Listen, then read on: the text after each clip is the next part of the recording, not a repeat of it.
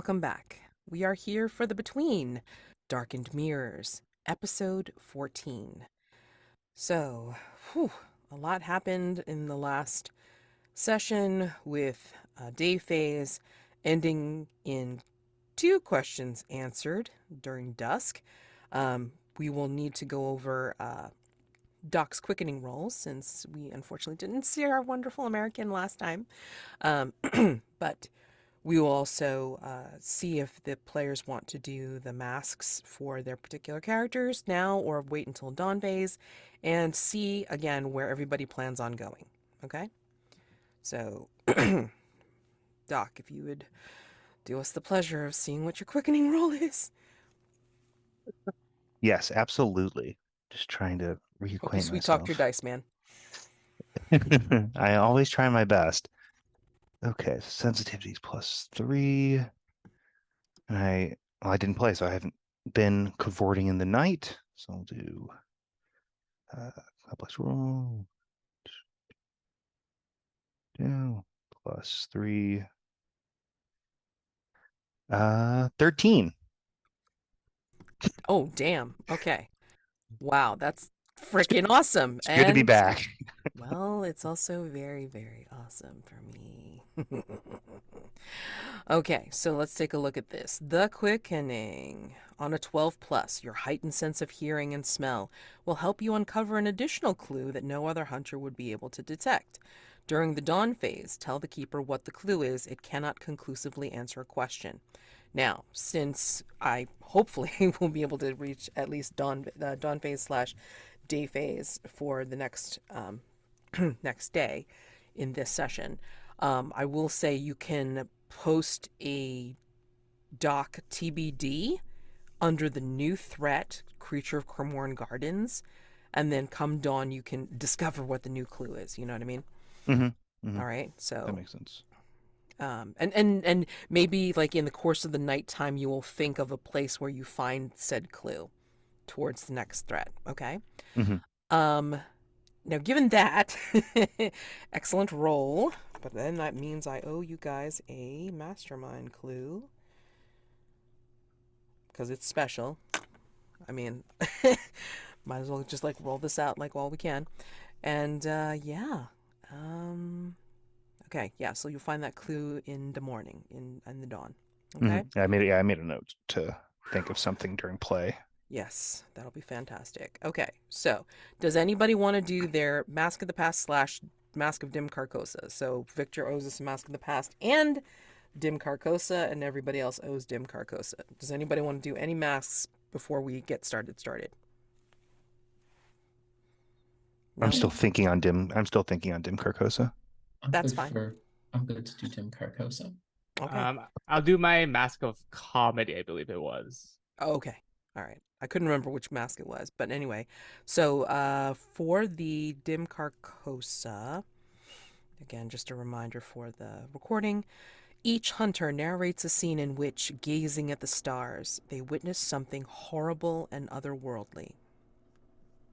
As Whitmore walks down the path leading to the tavern where we'll be attempting to stop this ceremony this evening, he'd look up at the night sky and think about everyone who's both here and not, who's been part of his life. And I think as he'd look up into the stars, he'd see the constellations start shifting, and he'd blink once or twice, confused, as he'd see the face of Doc, of Victor, and most importantly, and the largest in the sky, of Lord James Campbell Hughes. And seeing Lord James Campbell Hughes up there, he would probably stop walking in his tracks. Whoever's behind him possibly upset, bumping into him. Whitmore doesn't care at the moment. He's enamored by the night sky. And then slowly, the face begins to shift. The mustache on the glorious man's face begins to writhe on his face. The bushy eyebrows begin to dance. as slowly Lord James Campbell Hughes's face begins to be taken over by what appears to be a writhing mass of otherworldly tendrils, slowly pulling his face back, the skin off the bone, leaving just a skull floating in the sky. Monocle still perched on that fantastic skull, until that too is sucked back into the jaw. And we hear Titania's laughter. "This one's mine, boy," she'd call out, and Whitmore would have to shake his head for a moment before trying to run towards the sky, up towards Lord James Campbell Hughes, towards Victor, towards Doc, whose faces have been sucked into the mastermind's clutches. He will never reach them. He physically cannot run into the sky. And he will stop, out of breath, hands on his knees, and miss the fact that in the sky a shooting star falls right over the faces of his three colleagues. The Mask of Comedy says, narrate a flashback to a time that you were ridiculed for defying the expectations of a social role you occupied. What we see here first is what looks to be just a room in maybe like a high tower in some sort of castle or fortress, something of the like. And we just see this beautiful girl, maybe early 20s at this point, just uncontrollably laughing. She, as she is holding her stomach, barely holding, like tears coming down her face, she looks up again, sees something there, and does the thing where you try to hold in the laugh, but then it just like escapes their mouth. And then she goes, "I did not think that list I gave you, it was a joke. It was like 90% like just me kidding. You didn't." She looks up again. Can't, your parents were there for that particular hunt. I knew that when I gave you that list. Did I and the camera pans to Victor, like a younger Victor. All he has are two hatchets and what could only be described as the bottom part of like a Roman toga kind of deal. And Victor is there, just kind of like dumbfounded, mouth agape. And she goes, just she looks down at the list again, and you said that, right? You said the thing right before you slew the. You're okay, fine, I guess. This was the agreement. I will go on a singular date with you. That's it. Um, I would be a horrible person if I didn't. And know for a fact that this is the worst I've ever seen you. Honestly, it's not a great look on you, Victor. But yes, and he like touches his face. Like sweetly. I'll go on one date with you. You get one drink, and that's it. And we will cut from there. Okay. This is the aforementioned Minty, or is this okay? Yeah. Got it. What color hair does she have? I went with a classic fiery red hair. Got it. So Doc is jacked up. Everybody else is like having some interesting reminiscences here. Doc, I'm assuming you're gonna wait until dawn phase for your Dim Carcosa, which is great. It's It just fine. popped into my mind if you want me to. If you without- want, you don't have to. Yeah. Okay. I'm still not like fully in the soup, but I'm seeing Doc like sitting on a dark park bench underneath a gas lamp, um, pondering over lots of things. I feel like here and there we've had a lot of things that have been reminding him of his home and why he left, and he's been kind of overclocked on the violence thing and a little bit tunnel-eyed. And so like all of these things are going through his mind as he's gazing up at the stars. And then there's this, and I guess the audience might notice something a bit odd about standing directly under a gas lamp and still seeing like really bright stars hanging in the sky because of the light pollution. And there's this odd shift in perspective almost. Well, the first thing that happens is that there's what is it? I guess birds don't really fly at night, do they? So it'd have to be a bat or something. Oh, even just like a large bug. Yeah, one of the bugs that's orbiting around the gas lamp like flies a bit into Doc's view. So kind of between him and the stars, he's this big, thick, like night beetle. That's one of those like orangey clay colors, really shiny and clicky. And then it kind of like stops, like fully stops, like it's hanging there in the sky with its wings open, and it starts to like twitch and like pull a little bit. And then there's this shift in perspective where like a cluster of the stars hanging in the sky blink, and for like there's movement then surrounding that set of stars that blinked, implying a like spider-like creature perfectly camouflaged in the sky, so much so that even as it's moving, it's hard to tell, like, is this thing in front of my face?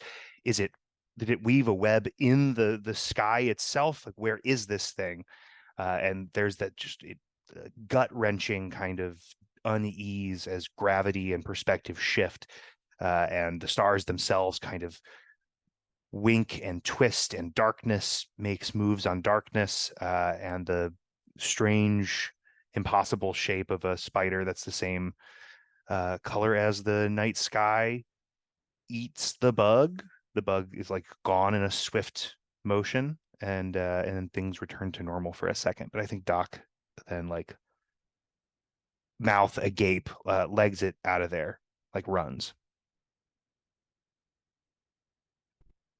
Strong visions, all for sure.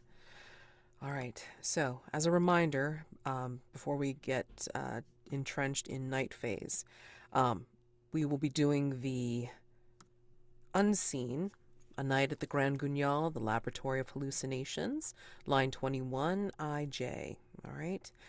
Every class of people in London is represented in the audience at the Theatre Grand Guignol. They have come to watch a production of the Laboratory of Hallucinations, a story of revenge. Let me just clarify again what people are doing for night phase. So, both the questions for Monochromatic Men of Three Mills Island as well as Limehouse Lurker have been answered last session. And so, you have the option of resolving both or just one of them. All right. But I will say this is the last night of Monochromatic Men before things go completely awry. So, and it's your choice if anybody wants to deal with Limehouse. Okay.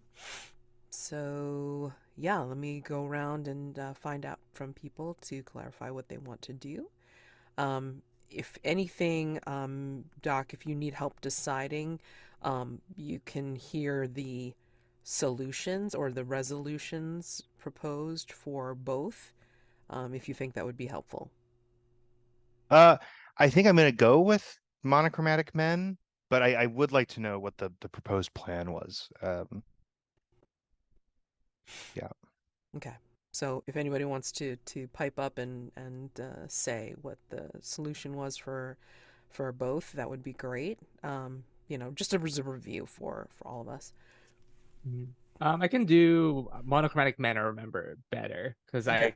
I came up with it initially and everyone kind of just like added on. So basically, for monochromatic men, the main antagonist is this weird occult like sentient painting. And Classic. it has influenced a person to complete it. And all the weirdness happening around the Three Mills Island is basically the painting like it is unstable because it doesn't want to be in this world, or this world doesn't want it in it, so it's really unstable, and that's why everything's being weirdly influenced and it's bleeding out like paint, I guess, but like reality paint. um but to fully complete the painting, it needs a missing constellation, which can be found at Hargrave House. So for this final resolution, it seems like what needs to happen is first the constellation needs to be protected from this person completing the painting, and also because just by the nature of its existence, the painting can like shatter reality or do something weird.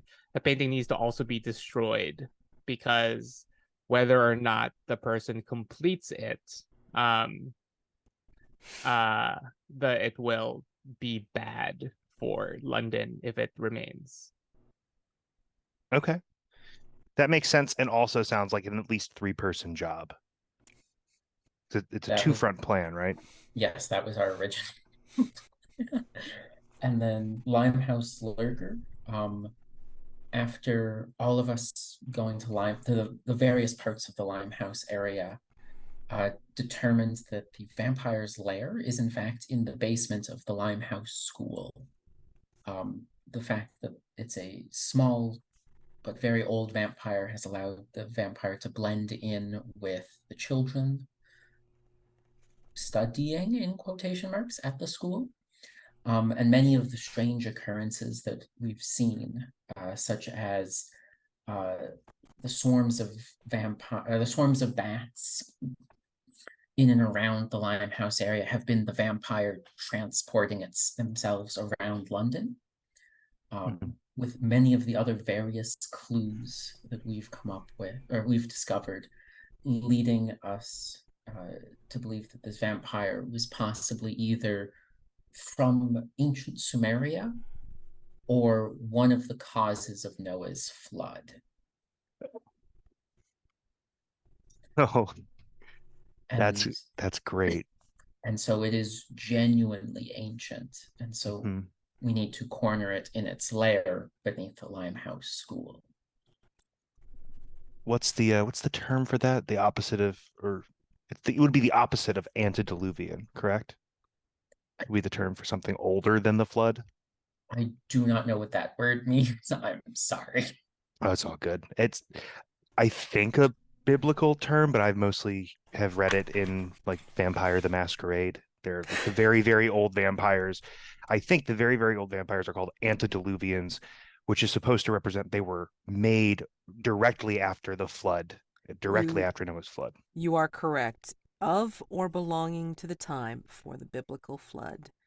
Gigantic bones of antediluvian animals is the example they use. Or in a humorous fashion, it could be ridiculously old-fashioned. Yeah, see, there's a use case for that in everyday life. I have to start utilizing antediluvian in my day-to-day. That's the humorous version. I'd like to challenge each and every one of our viewers to spell that word for us. You won't. Because I know I can't. I just tried it. It went really badly. But you know what? It worked out. Like, it went badly. I was typing in the wrong letters even and misspelling it. And I got closer than what I was trying to type. So that's great. I keep on getting the E's and the I's mixed up. But, okay. So, given that, just want to clarify. Whitmore, where are you going?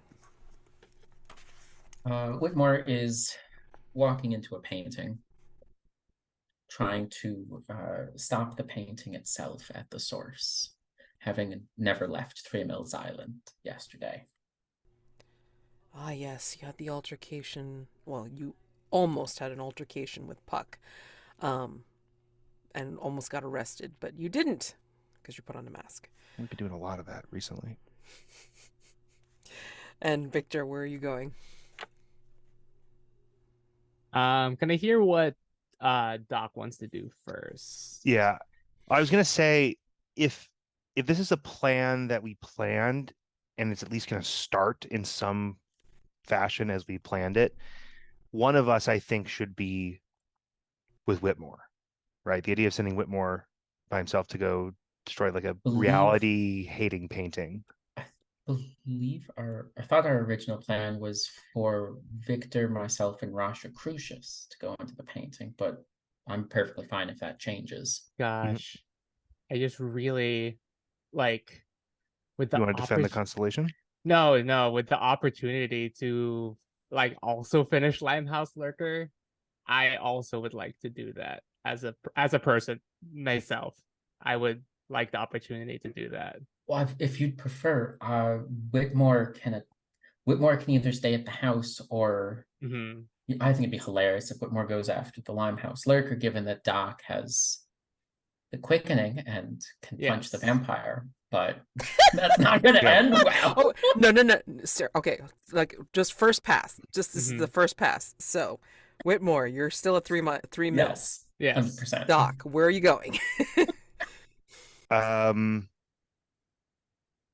To help Whitmore kill a painting. Okay. Then I will stay at Hargrave House to protect the constellation. I think it's a good call. Hopefully you think can it's the punch star a map. painting to death. That's the hope. That is the hope. I didn't take the gun move. Oh I took man. the animal move instead on the Americans play sheet. So Oh my goodness. Wait, which one was that? it's the top one. It's the one Okay. about like when we approach an animal, I can ask you what it wants and then get advantage based on following through on that or doing anything that might benefit from an inherent instinctual knowledge of what animals are up to. The American in the Other campaign had taken that move first to become a Disney princess. It's great. Oh, that's He did a beat great me job. to it. I He- can't do he- that now. There goes my plan. Sorry, man. Well, you can if you want. It just would come out differently. That's all. All right. Chat. Okay. So, all right. Victor at Hargrave House. Whitmore over at 3 mils, and Doc will help with 3 mils. Okay. All right, let's head to the unseen. I changed it around just a little bit since we are without our player for Brain for our Explorer. So it's going to be, instead of what was labeled Daniel, it is now Bob. So first prompt. So first prompt is paint the scene for everyone. Second prompt is Jeremy. Third prompt is Bob, and fourth prompt is Paul. All right. So first prompt. Did you want me Yes. to do the framing question you mentioned in the Oh, no, Discord? that's for when we do the We introduced the new threat. well, the new threat has sort of been introduced, but we'll totally jump into it once we hit day phase, Okay. and we'll ask you that wonderful establishing question because that's always seems to be very appropriate for the American. Awesome. Okay. So, Grand Guignol, paint the scene, everyone. As the limelights pop to life and the crimson curtain is raised, what do we see as we scan the stage that tells us this is the story of a mad scientist? And again, please feel free to put your answers into the open space so this way you can call upon it for your echo of the night. Remember, you are always still aiming to do an echo for night phase, okay? So, what tells us this is the story of a mad scientist? Despite the play taking place indoors, we'd see massive lightning rods, sort of set-pieced, angled V's on the back of the stage. Throughout the entirety of the play, they will be sparking, just kind of slowly arcing through. And as the story will eventually reach its climax, the lightning rods themselves will actually insect form break apart and fall down to the ground, broken and destroyed. Seems like we're on theme. We may have read the same books growing up. I think that at the back of the stage, there is a paper mache tree that has been made to look like a tree, but also to appear as though it's been sundered and split down the middle by being struck by lightning. And it uses real soot to do like the burns on the inside of the tree where it's been split by the lightning. And it's very smelly. And anytime the actors like interact with it, it shakes like a deep, like we're talking Victorian era chimney sweep, black cloud of chimney soot, coal soot out that just kind of like hangs around the stage and eventually drifts into the audience and makes people cough. I think this scientist, just as a juxtaposition to the lightning and the caustic gases, the playwright has named this character Dr. Norman Pearson. I think we're going to start over at Hargrave House. I think what ends up happening is that Whitmore is obviously still at Three Mills, but somehow has been able to find out, like, what the plan is in terms of taking it out. Maybe you discovered the painting over at the tavern, Whitmore. But yeah, I mean, knowing that it's going to be a two-pronged attack, that maybe that somebody needs to protect the star map that's located in the Almanac of the Hyades at Hargrave House, but then, like, somebody needs to deal with the painting itself, and maybe that's when you sent Doc over to take care of it, Victor. But you're at Hargrave House, and I think the last time you said you don't feel comfortable hanging out in the library unless there's somebody else with you, because you wanted to get out of there. The reporters wanted to get out of there, but then you started discussing your fiance and God knows. So, yeah. Is Rasha Crucius here? I think because it would be cool to see. Without the explorer here for Whitmore to be a partner to, it'll be because we had this happen in the beginning of the mystery. I would love to see Rosicrucius and Whitmore go after the painting together. Okay. Yeah. Alrighty.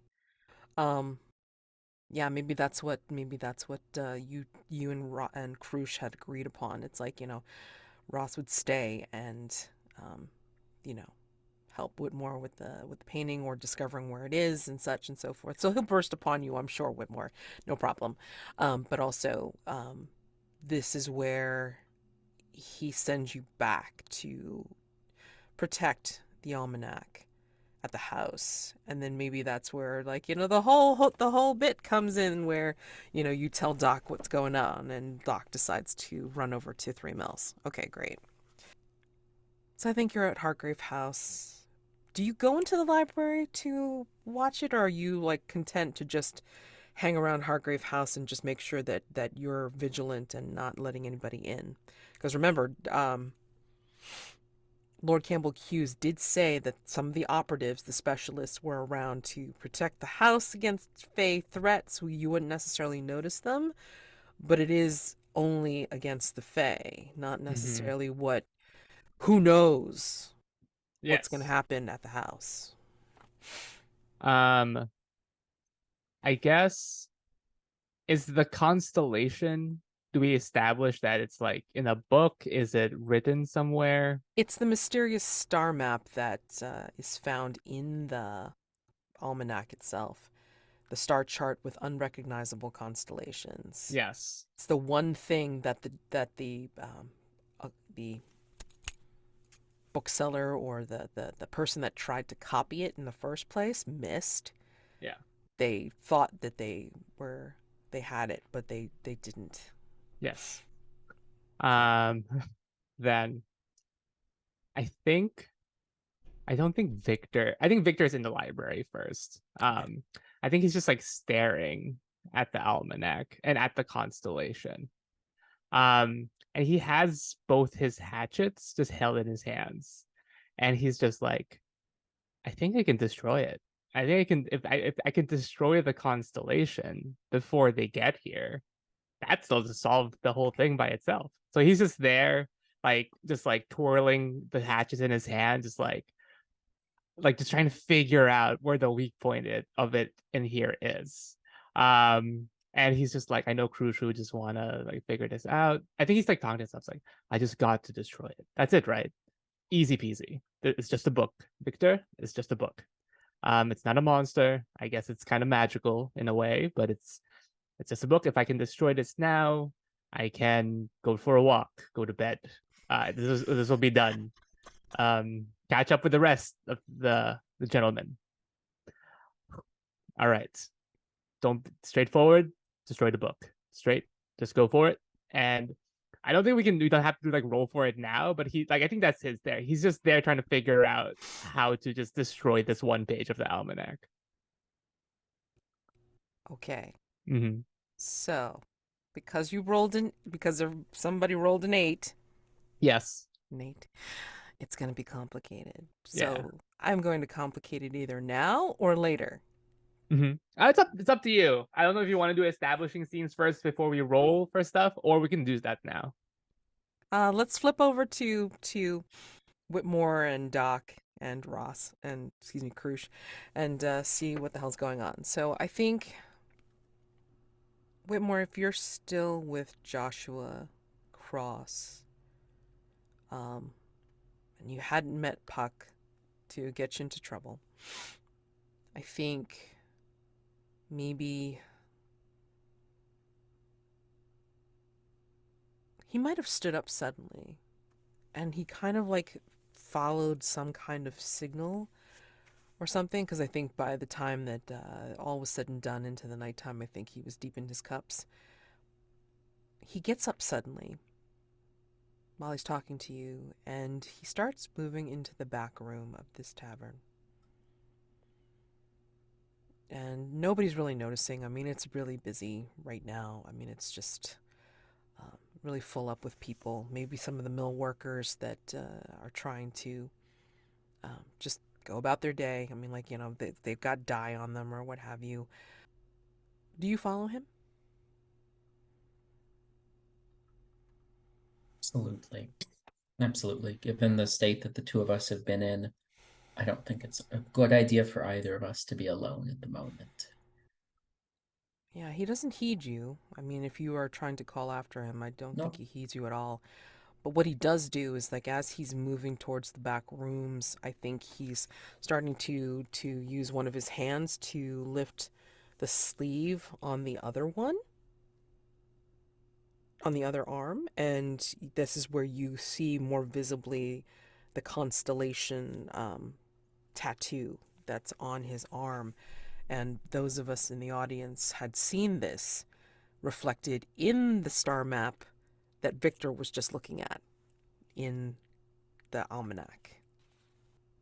The debate is, because Whitmore's read through the almanac, at least in pieces, is if he'd recognize the constellation from it. Depends on your memory. So if you're thinking that you have a good memory for that sort of thing, then yes, I think you would recognize it as being very familiar. I imagine that Whitmore, at least especially when it comes to books, would recognize the constellation, given that it's not natural. And Whitmore would like to attempt to get him to stop, even if that means like physically pushing his sleeve down against the other arm. Risky. Oh my gosh. Night move, please. Yes. Oh my god. What game am I playing? It's great. Okay, so, night move.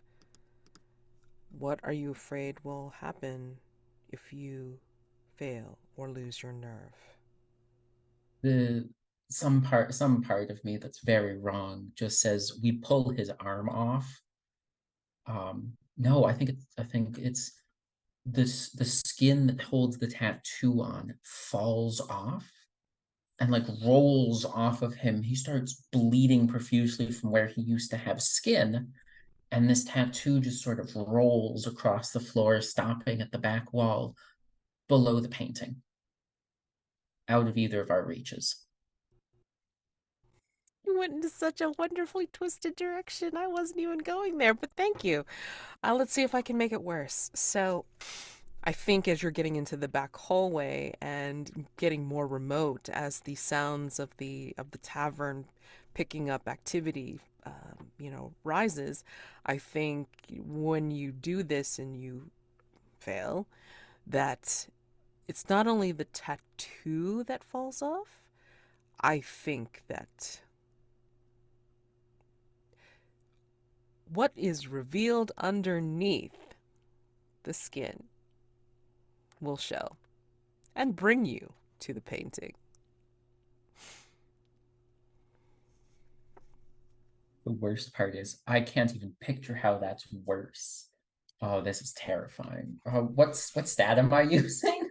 Very good question. You said you were trying to Yeah, physically try to keep him from if going? if that's what it takes, yeah. Yeah, I mean, he's not really heeding you, so I mean, like, I mean, unless you think that you can say something or yeah, either say something to convince him to stay, in which case I can allow you to roll with presence, or if you're just doing physical, then it has to be vigor. Vitality, excuse me. What do you think? Normal circumstances, Whitmore would come up with something witty to say about Elizabeth Cross and how she'd want him to remain safe, but I don't think Whitmore's thinking of that and is just trying to get him to stop. Hmm. I'm gonna roll this with vitality then. Okay. Do you have anything in your personal quarters Oh, good point. Thank you you. would like to use? Let's do for every Um, advantage. In fact, um, let me take a look at your conditions. Do you have any that I need to worry Otherworldly about? surveillance. Oh boy. Yeah, you're gonna need to do something about that because I'm gonna put you at disadvantage You for know that. what? In that case, we've got a picture of Whitmore at the REC. We've got a picture of Whitmore being heroic, of him, of a time when he was at least pretending to be a macho man. Okay. And here comes, so in that case, 2d6 for Macho Man Whitmore. That's an 11. Nice. Oh my gosh. Oh, I was so Okay. expecting that to be terrible. All right, nice. Okay. So you succeed in what you do. Tell me how you get him to, well, tell me how you get him to stop in his tracks. I think that it's it's got to be physically grabbing the sleeve that he's currently rolling up and just and attempting to unroll it while with one hand while using my other hand to clasp his own down. And I think Whitmore's first thought, incorrect as it may be, would be that this is the work of the devil, and instinctively force Joshua Cross to grab the small crucifix that Whitmore wears, and have the two of them hold the crucifix like equidistant between them as he's pushing him down. Joshua, stop. Remember, who you're doing this for. As he's physically pulling the sleeve down. Elizabeth. Elizabeth. And you can see him visibly sweating as he's trying to fight against whatever is pulling him in. In the meantime, Doc, I think you're making your way to the uh to the tavern itself. It's like you see, I don't know, did you ever meet Rosicrucius? I don't remember if you have I or not. no, I don't think so. Ah. Well, you see a flamboyantly dressed fellow. Looks like I'm going to say like a blonde Victor. Um, they don't see the resemblance between the two, but he does, like, or I should say, they they don't see the resemblances to each other, but I mean, like, other people will, right? Mm-hmm. So anyway, kind of like a blonde Victor, and just more flamboyantly dressed, and he's kind of like, looking up at the tavern itself, like just kind of contemplating it, and then like also looking up at the sky, and he kind of turns around and says, "Ah, uh, you're dressed rather strangely, friend. Duster coat, hat. Oh, are you that American that's at Hargrave House, yes?" I'll be damned. You look just like your brother. No, no, no, brother. Ugh, no, I've I've got a absolutely sharp eye not. for this. That is No, no. uncanny. My cousin, Victor and I are cousins. I am Oh. Rosicrucius Armstrong, and you Mhm. are American, obviously. But I mean, your name, Uh, you can just call me Doc. Doc Roy McBain. Doc Roy. It's Doc Roy Doc. McBain. Uh, okay, Yeah, we'll just do Doc. That's Doc. that's Doc. gonna be Okay, good. okay. Doc Roy sounds like a really fancy name. I mean, that sounds like it Mm. suits you better. I mean, Mm. Doc like narrows his eyes a little bit. We've seen all the flashbacks to Doc's upbringing as like a very well-to-do child of a like New England railroad family. Doc like squints the eyes. Like, is this guy just kind of like always thinking about fancy people because he's a fancy person, or is he like scary perceptive? And he can be both because yeah, he's kind of like a himbo. I mean, like, right. Doc's like, yeah. I guess I didn't think about that. Might have to just drop out the rest of the name. It's not what I'm going for. Well, anyway, do you know about this Three Mills business with the with all the murders and the otherworldly attachments therein? I I'll admit I haven't had a chance to sit down in the same room for a meeting, but I've been trying to stay on top of it as I've been going about my business. You might have passed Victor on the way back. He was heading back to the house to protect the Almanac of Hyades, another piece of this very occult and Hmm. arcane puzzle. But I am on the track of the entity behind all of these strange occurrences as well as the murders. He kind of turns back to look at the tavern, and then he points as he's looking at you, Doc. There. That is the place where there is some kind of strange entity residing in there.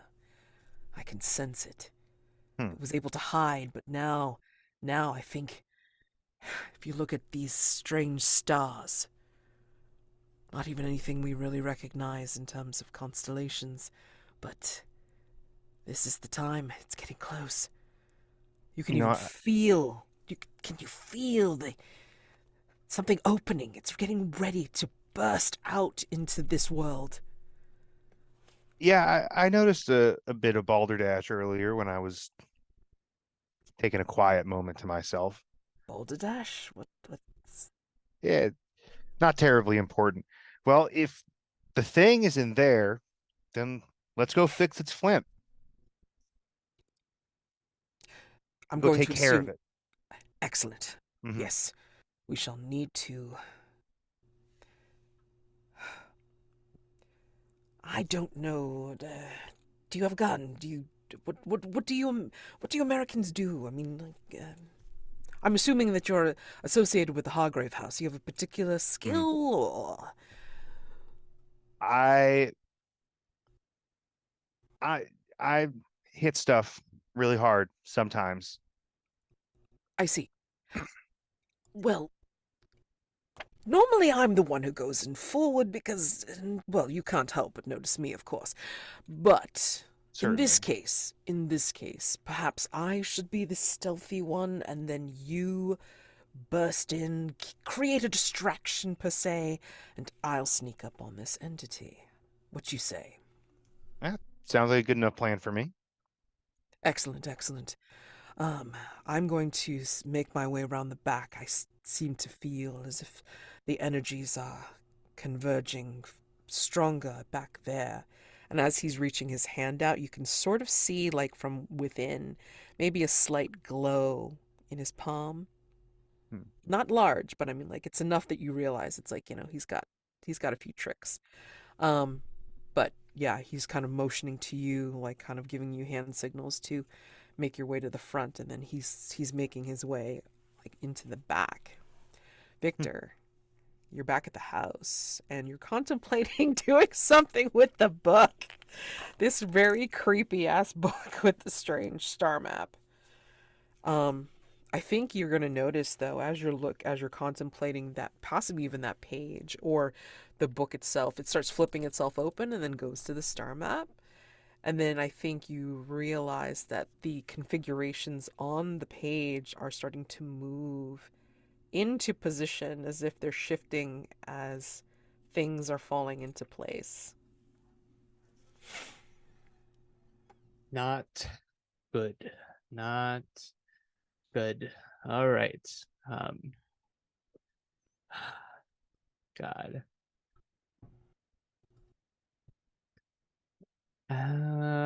Yeah. I think. I think. I don't think Victor likes God. The rest of his party would get so mad at him if he destroys the library. But they're not here, is the thing. All right. Okay. Victor walks up to the book. Okay. He will level his hatchets to it.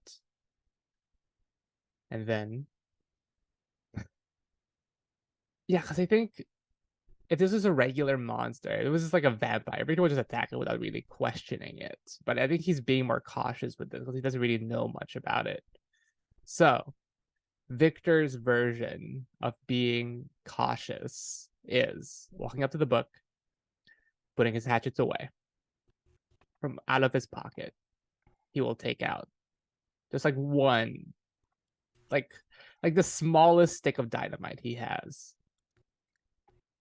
He will, he will, he will light it. Just like gingerly place it onto the book and just like go around the door and just like watch. Okay. Night move. Mm-hmm. What are you afraid will happen if you fail or lose your nerve? I think Victor.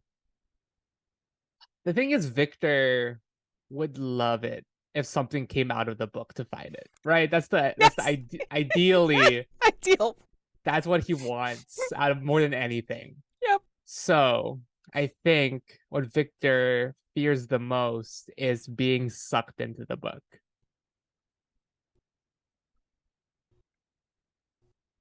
Okay. All right. So I think to make it worse,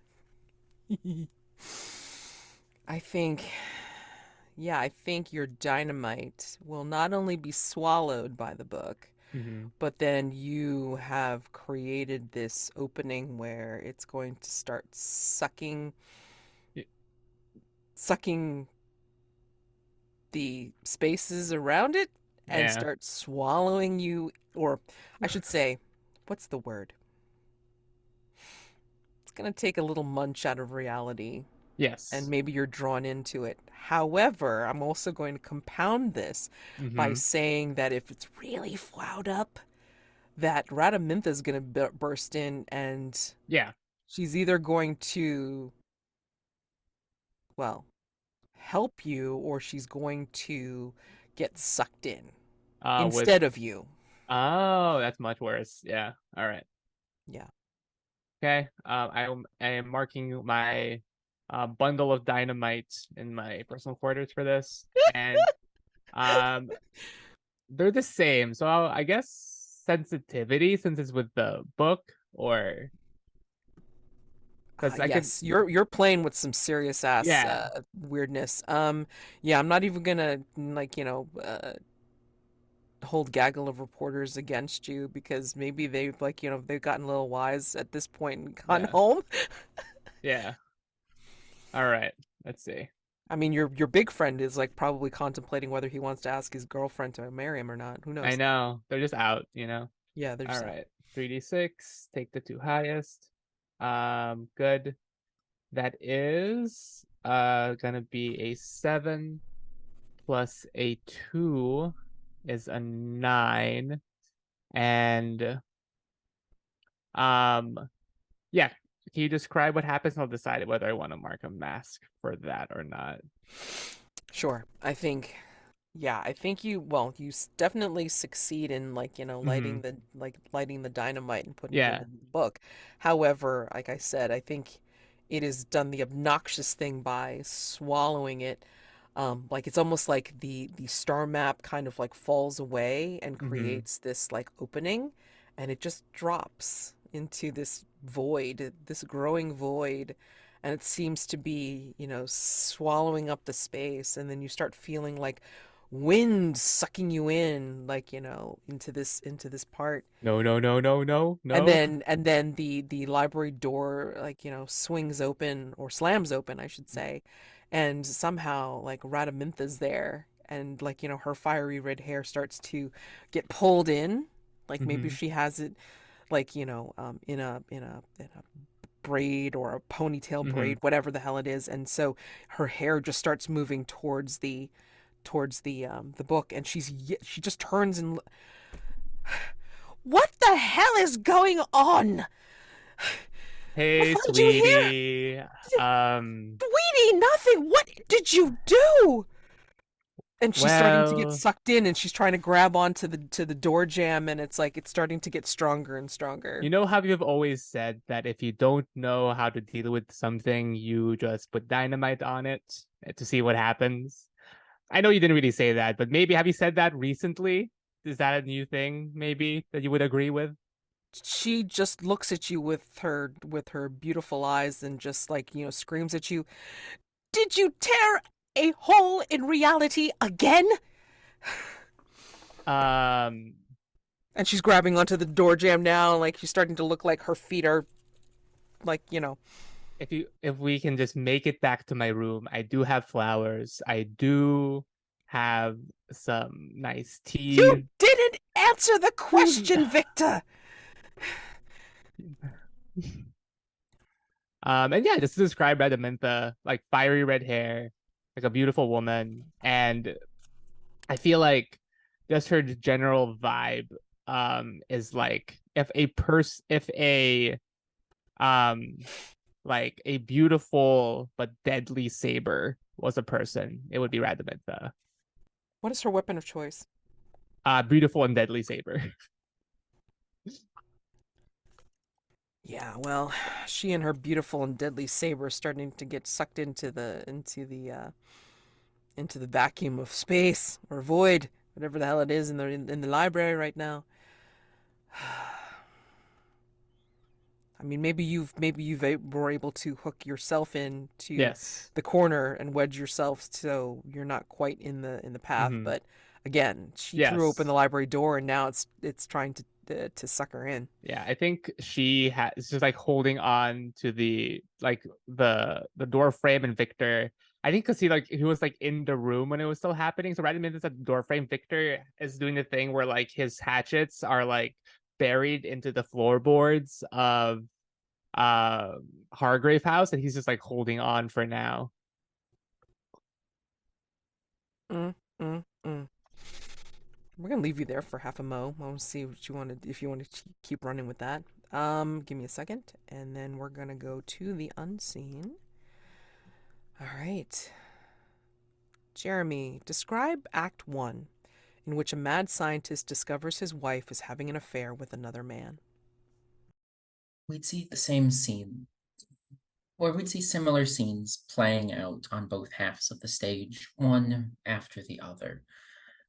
We'd see Dr. Norman Pearson alone at a table, head in his hands, working. We'd see people running about behind him in white lab coats. Similarly, we'd see his wife, Mrs. Norman Peterson, head in her hands, children running about in the background. As the play progresses, we'd see how their lives mirror each other.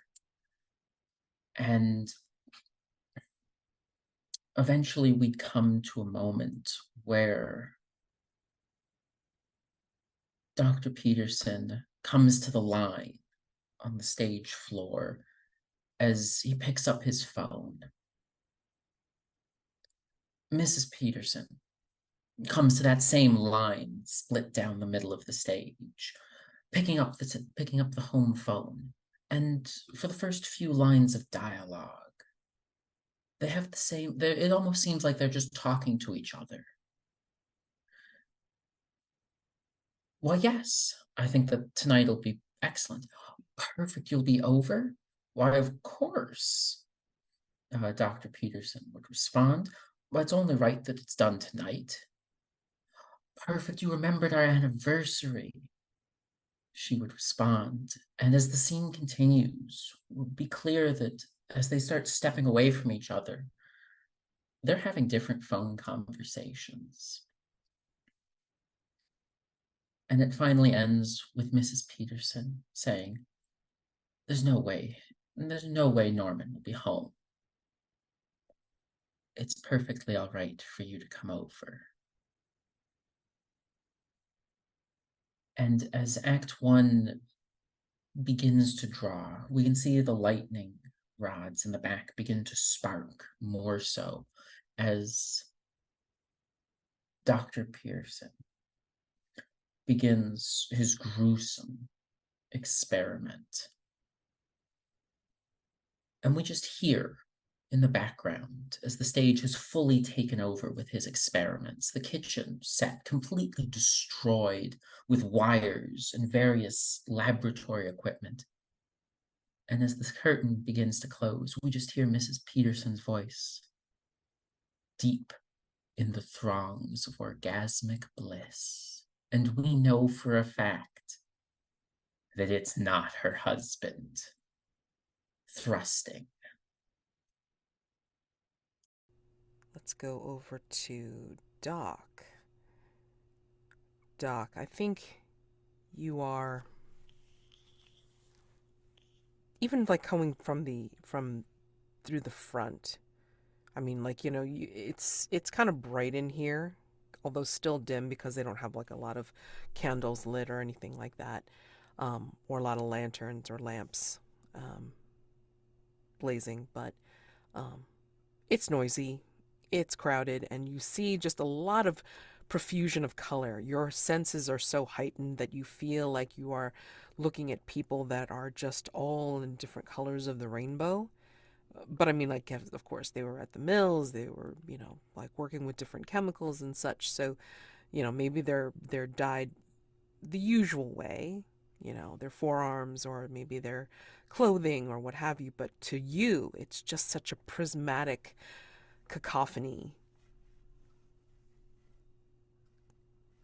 What do you sense?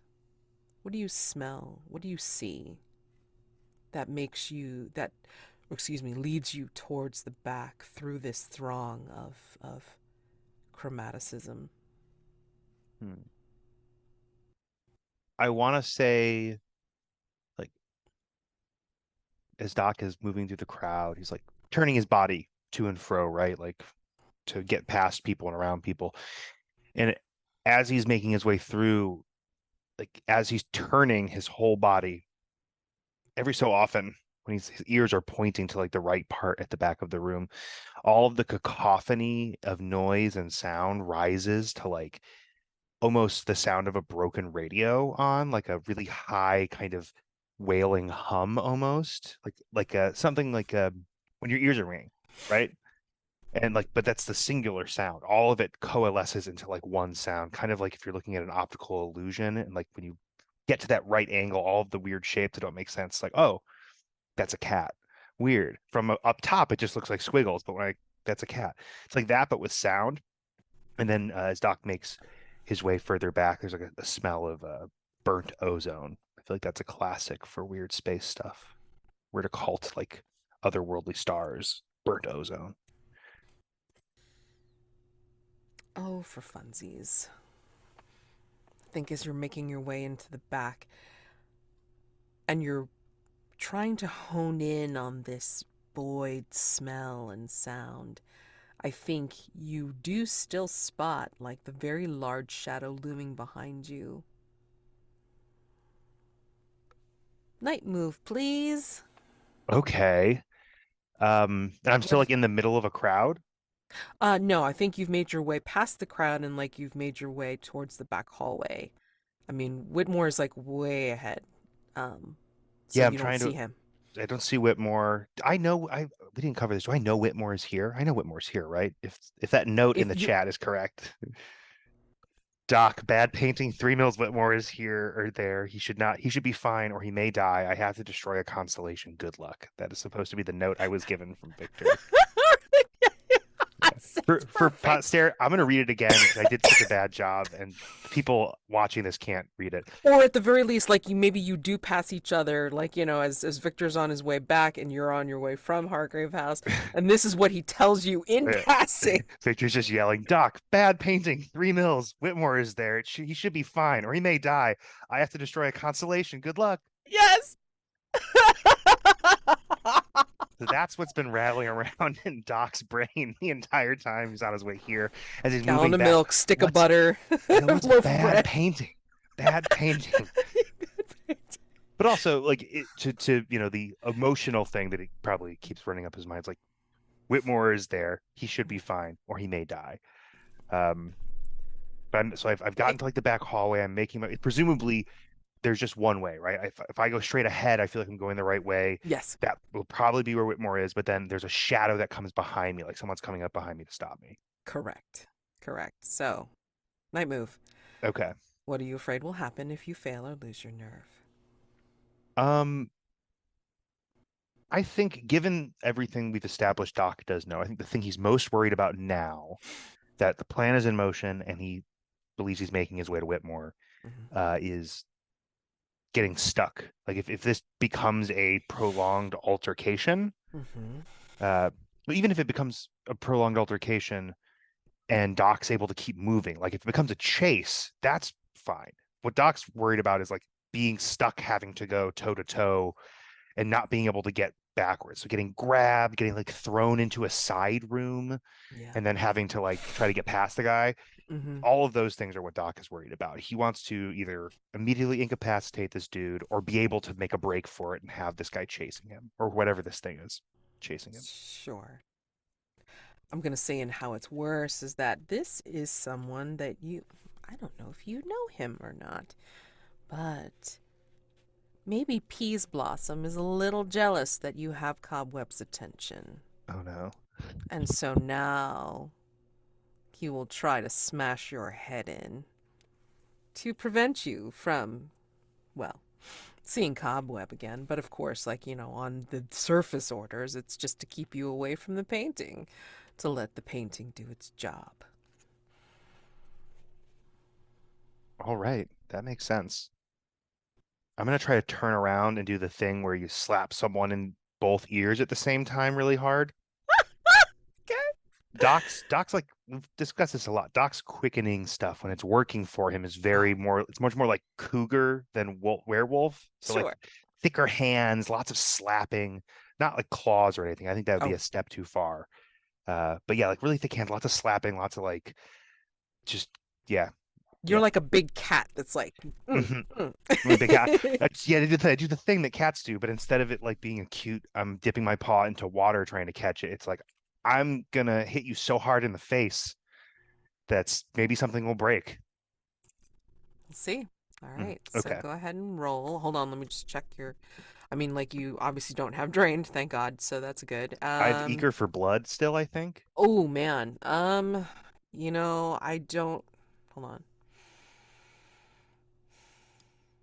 I think that could go against you because I mean, like, I think you would go too far because of this, because Yeah, of eager for blood. So this that would makes put you sense. at disadvantage unless you have something to counteract it in your personal orders. Well, I have advantage on vitality stuff Ah, okay. from the Then quickening. So I then straight roll. straight roll, Okay. please. And vitality, of course. All right. That's a very challenging strategy for me. I base my leaning into vitality rolls much on having that advantage. I only have +1. Let's see. Okay, that is a 7. Whew. Okay. All right. So you succeed, and then I'm going to complicate your life. Let's see. Go ahead and tell me what you do. Yeah, this blooming shadow comes up behind you, and all you hear is a grunt and the swing of a massive ass arm as it goes for your head, wanting to smash your skull into the sidewall. Mhm. What do you do? I know you're gonna add complications, but I imagine if the theme of this is it doesn't quite go right, like Doc turns around and is going for like again the slap to both ears at the same time, which is Hmm. almost like a lunging like cat lunging for prey thing, Yeah.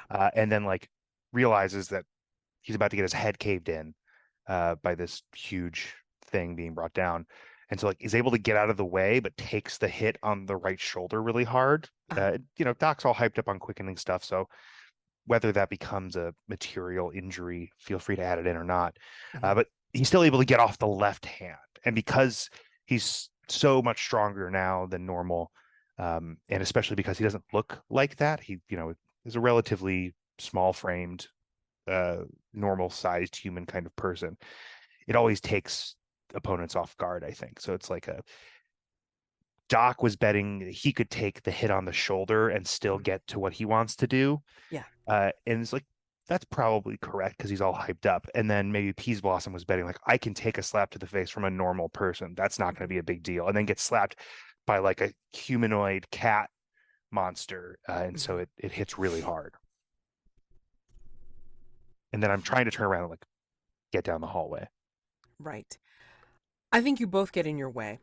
I mean, he wasn't expecting it, and you were, you are definitely of heightened senses and ability to be able to do this. So he's surprised.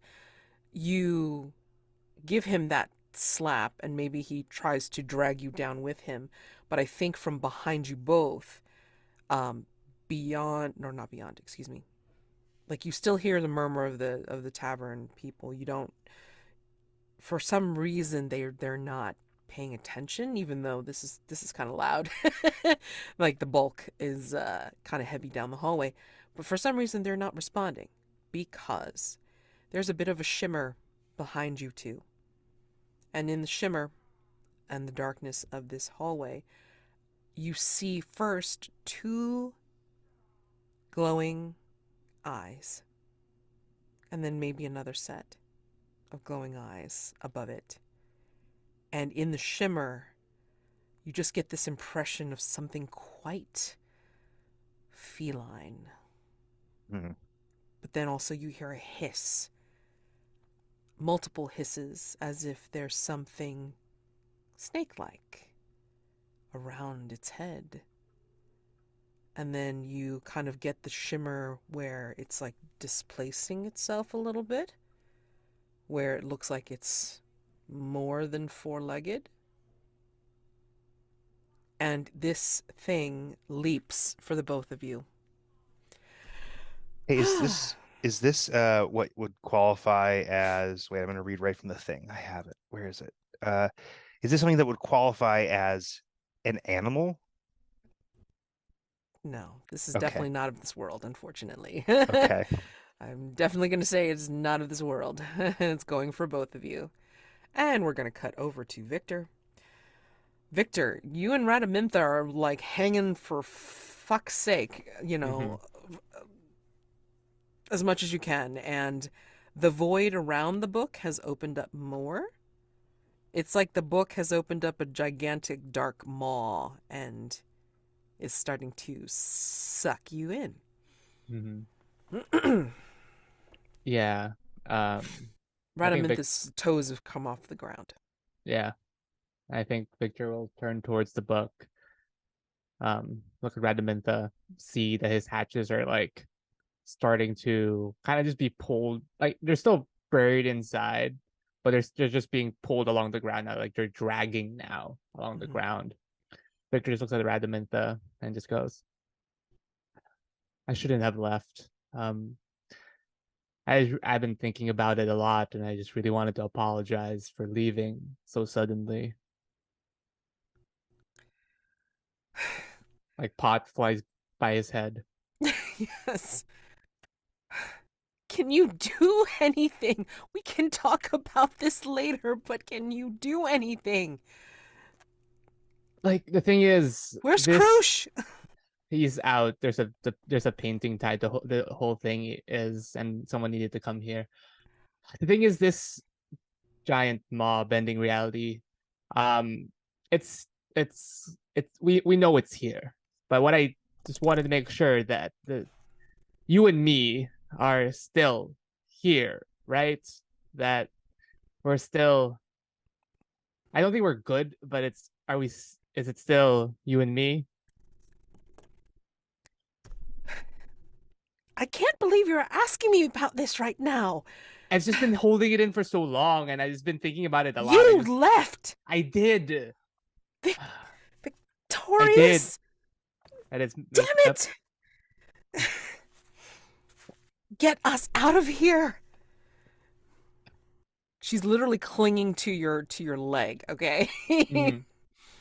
I'm going to. Oh, she's clinging to my leg. Okay. Then then I'll be like, all right. This happens. I know this happens every time, but I'm gonna need you to trust me right now. I'm going to. I've never tried this before. It's gonna be the first time.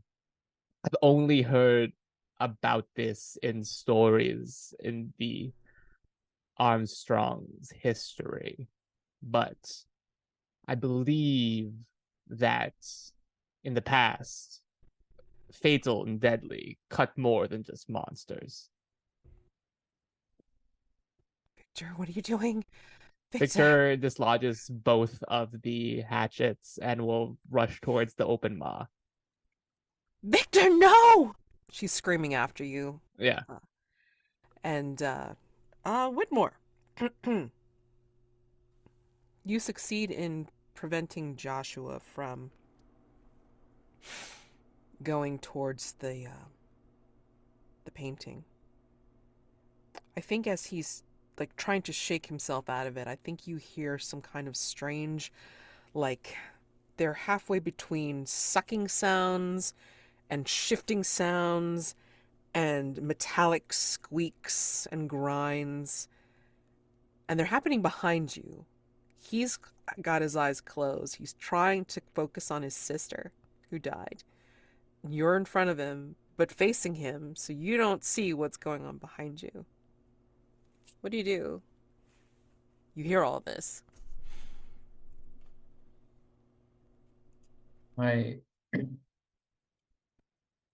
Whitmore, for the first time since he met Lord James Campbell Hughes, Whitmore will take off his crucifix and place it around Joshua's neck and immediately turn on one of his heels to face down against whatever the thing is that's coming through this portal, standing entire body trembling with both fear and anticipation to defend this innocent man. As you turn, the sounds move from inside, or excuse me, move from in your ears to inside your head. And I think you hear a visible shift. What do you see? What does Whitmore see? as he's staring into this place, it's supposed to be a wall with a mural, a painting that's alive. But what about this painting that makes it seem not only very much real, but also of a different reality altogether?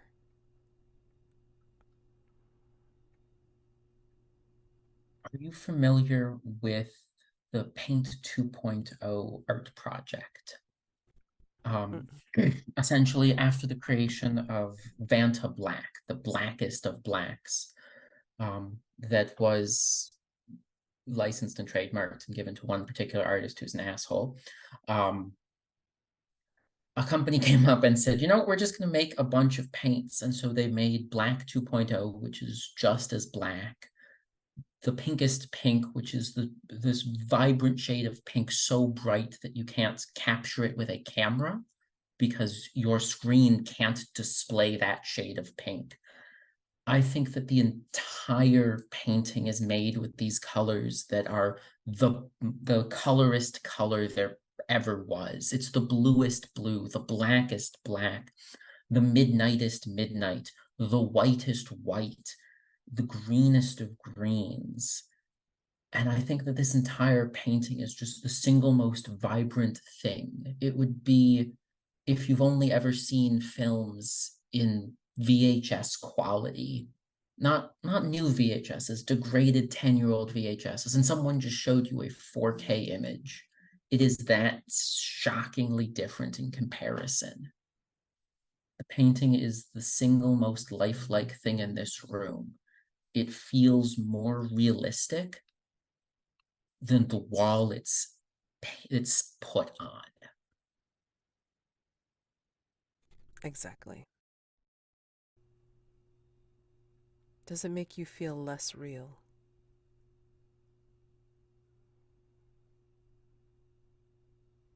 It makes my problems feel less real. Whitmore is still here.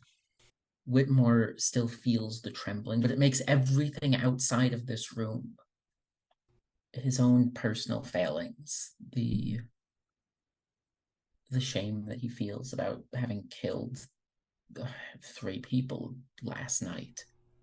Everything outside of this room is quiet. But in here, the camera's not low enough, but I'm pointing at my heart. In here, it's all still real.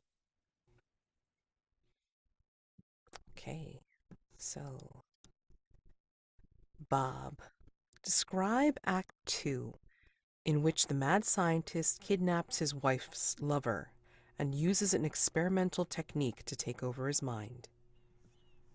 Absolutely, I will. So, Act 2 opens on a scene of Norman, Dr. Pearson, like raving about his laboratory. This is like a big soliloquy monologue, pacing back and forth, tearing and throwing props, very animated, that ends with a blackout, implying he has undertaken the brutal mad scientist task that he has been philosophizing about during the previous portion of this scene, which is to replace his own heart with a mechanical one.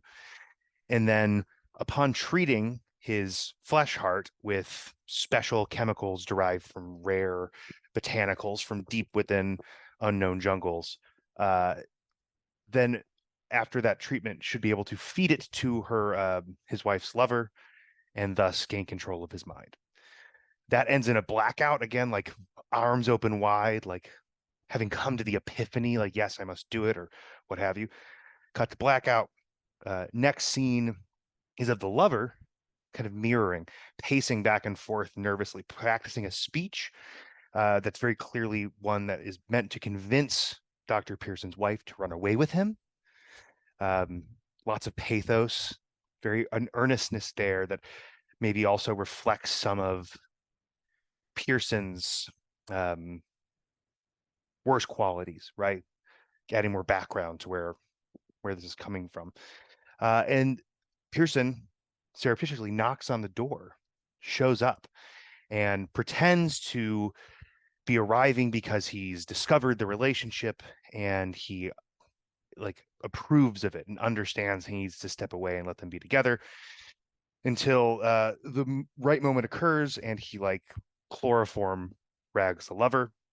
And then the final scene of Act 2, where Dr. Pearson is feeding his heart to the lover. Just so you know, the prop is not a real heart. It's a thickened chunk of jellied eels that have been dyed red. And they're just having a conversation, like a desperate conversation for the lover, like in between mouthfuls of prop heart, is like seems to be becoming more and more under this hazy idea of mind control. And that's Act 2. Damn. Okay. Well, coming from that, Victor, you are taking a leap of faith into the Mhm. into the book. Uh-huh. Hmm. All right. The plan, he's not jumping into the book. Okay. Um, Okay, good. Victor will. He sees the rip in reality. Mhm. So at first Victor, and it makes no sense because like the library is much smaller than this scene would suggest. But I guess reality is shifting, so it's whatever. He unhooks the hatchets from the ground, and it's kind of like he's free falling towards the book for a moment. Mhm. And he turns towards it. He's like free falling feet first, but then he shifts his body mid-air to kick off the ground. So he's now going like hatchets first at the hole in reality. My plan is to use one of the legacy's moves Okay. in doing this. Okay. But basically, these hatchets are more than just like really good, sharp, well-made hatchets. There's something otherworldly to them too.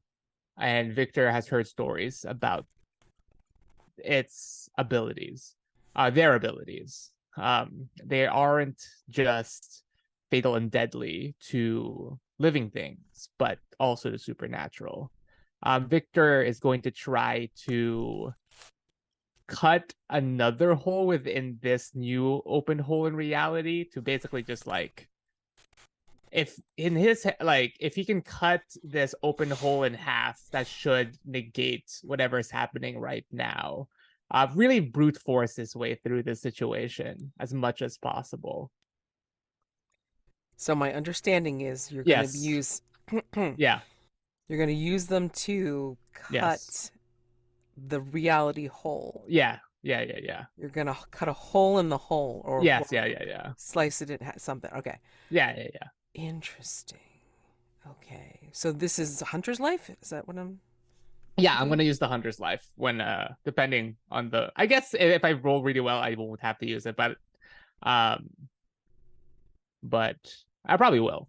Like chances are. But yeah. Fit of combat, so supernatural creature. Yeah, it's pretty supernatural. Okay. Combat with a supernatural creature. Mark a box below and describe how the weapon has been modified to be particularly effective against these creatures of that type. And if you do so, you can increase the result tier of a single die roll connected to the combat, as if you had marked the Janus mask. Okay. And then you would narrate the flashback, Yes. showing one of your ancestors doing the same thing. Same thing. So Okay. there's another ancestor who had the same exact idea as Victor. Same idea. Fantastic. Okay.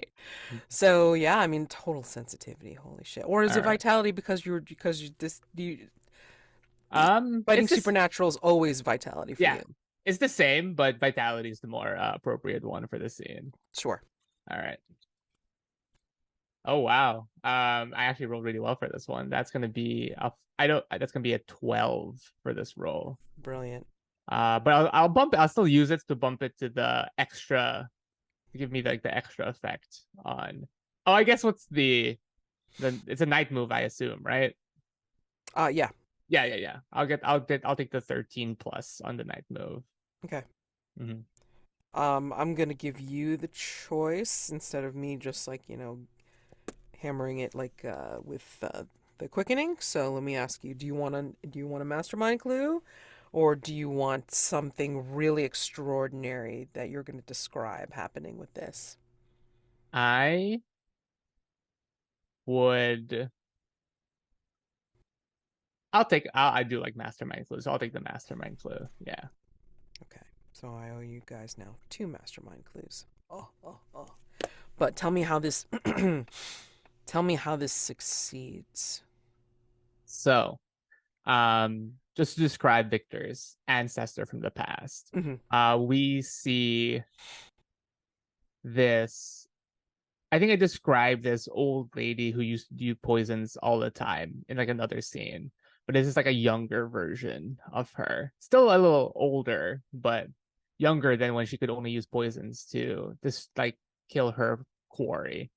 And we see her holding the 2 hatchets, and it's imperceptible to anyone else besides the Armstrongs, but there is a slight vibration to these hatchets because these hatchets exist in multiple realities at one time, and the vibration is proof that like the slight different positions it takes in these different realities. So Victor isn't just going to be cutting one part of reality, he's going to cut in multiple like areas at once. And I think we see this woman do something that all Armstrongs have a keen sense for. She sees this open tear in reality and finds a singular spot that to her feels like the right place to hit it. And then we cut back to Victor, who sees another spot, almost imperceptible to anyone else. But he knows if he doesn't hit it, he's gonna die. And he will right before he enters this gaping void, he hits the spot with one hatchet, and he stops. And then he will take out that hatchet and hit it the same spot again with both at the same time. And then there is a big flash of light. And I think it's the same flash of colors that are the bluest blues, the greenest greens, the yellow is yellow, that just fills the library for a moment. That takes us to all those colorist of the colors, to Whitmore. Whitmore, you are in front of this, and it's like this reality is moving towards you with all this color that it's trying to overwhelm you with. And I think you see it vibrating along with this thing, but there's a disturbance on a distant part of it. Like you can see this landscape before you, but then there's this disturbance of darkness, kind of like a spot, like a blurby spot in the sky of this place. And it looks like you can see it because it's just such a contrast. You can see what almost looks like little axes, little axe heads, like hitting these spaces in this blackened spot of the sky. And then it winks out. But in response, it's like the painting surges forward in anger, and you can start to see almost the edges of it seeping closer to you and outward from where it is. And I think this is where you also start to hear the ruckus of what's going on in the hallway behind you. But right now, the only thing that's behind you that you can see is Joshua, who seems to be looking into this landscape, and his eyes fill with these colors. And he's reaching for his arm again.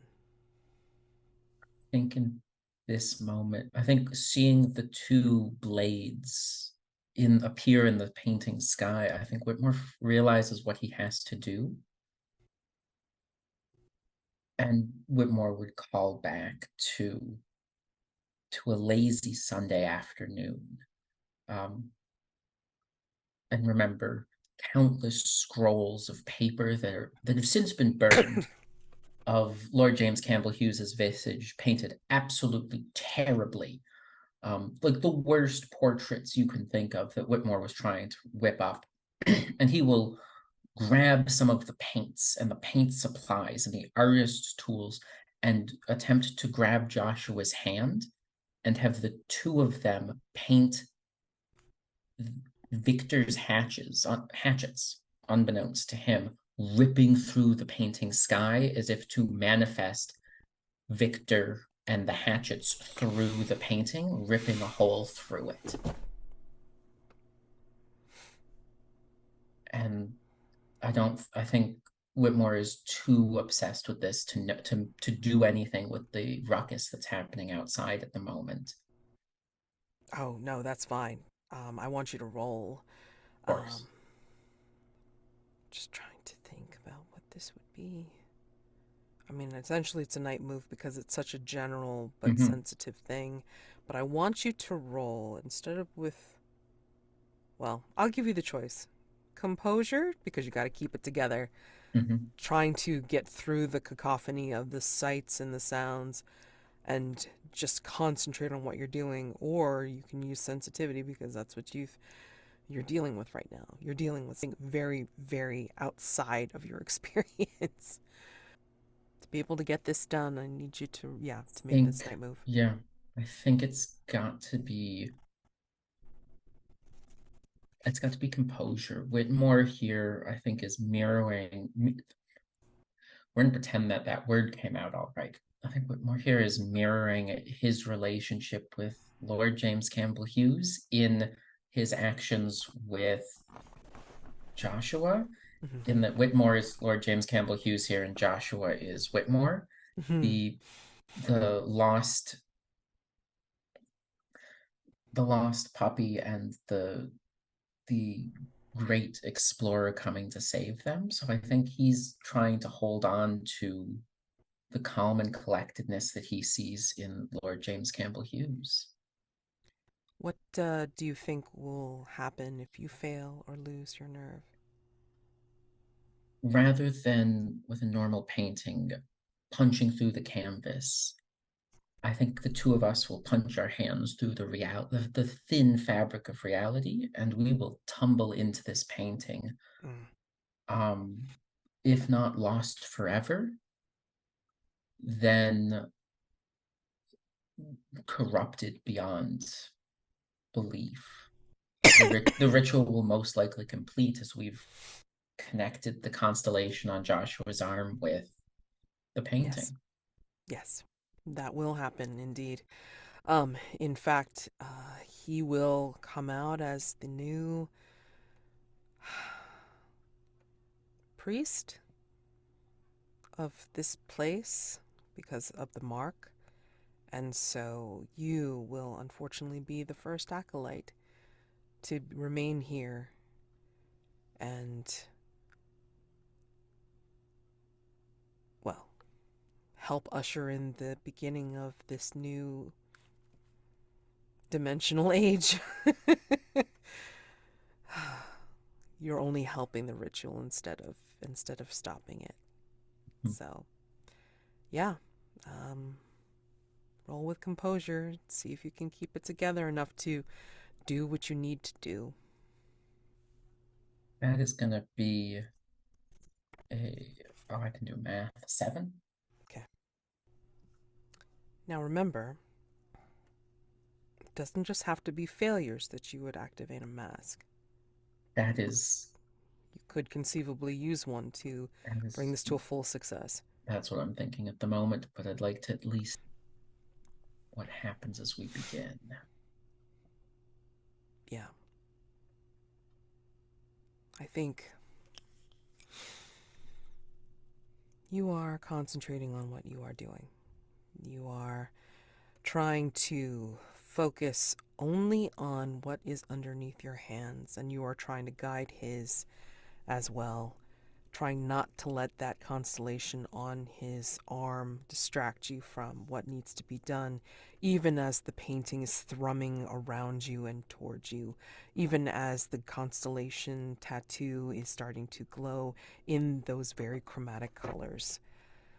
And I think you are succeeding, but can you finish the painting before the painting subsumes you? That is the question. And it's... I think as soon as Whitmore would start to see the tattoo shifting down the arm of Joshua, moving towards the painting, Mhm. I'm gonna use a mask. Okay. Question for Doc and Victor. We mentioned at the beginning that we have the Limehouse Lurker mask You available. can't use it. You Oh, can no. only Oh, it use has it to be a when you're person actively working on that one. engaged. Mhm. In that Sorry. case, Mask of the Past. No worries. Okay. So shifting that up to a full success into a 10. So we will finish that out in a little bit. Doc. So yeah, you and Peaseblossom are engaged. I mean, you're literally clutching at each other in this weird slap punch fight. But then you both see the four-eyed beast, shimmering beast, looking quite hungrily at you two, and it leaps. You can feel the shimmers act as vibrations in the air just before you. Maybe you both like pull each other and back away, and you feel the hiss like in your ear, Doc, as well as I think you see on Peaseblossom's face, like, also a hiss in his ear, as if this creature is so large or its reach is so much that whatever it has, it's very close to both of you. And so, yeah, it is converging upon you. And I want you to do a night move. What are you going to do about this? This Well- is a creature that has kind of escaped or wriggled out from this opening portal from this place.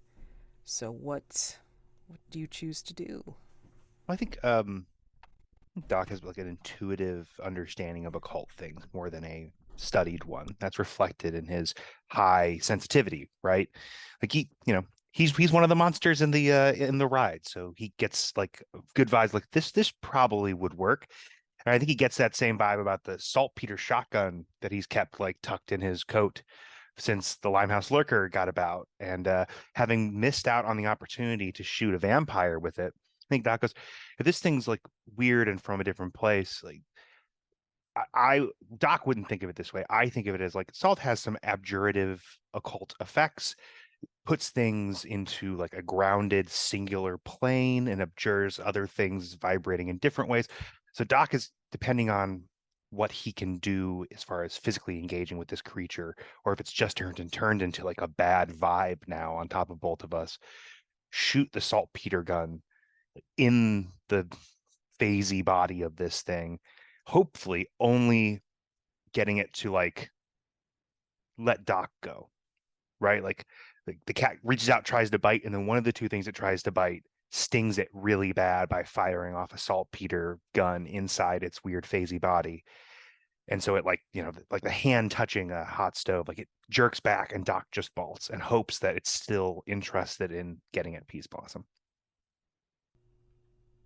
What are you afraid it will do if you fail or lose your nerve? The worst thing I could think of being really afraid of doing. This is like if the larger fear that we dealt with during the last night move was getting slowed down. I think the sub fear in this moment that reflects that larger fear is if I do this, and it does scare off this thing, but it also scares it off from Peaseblossom, I'm gonna get got.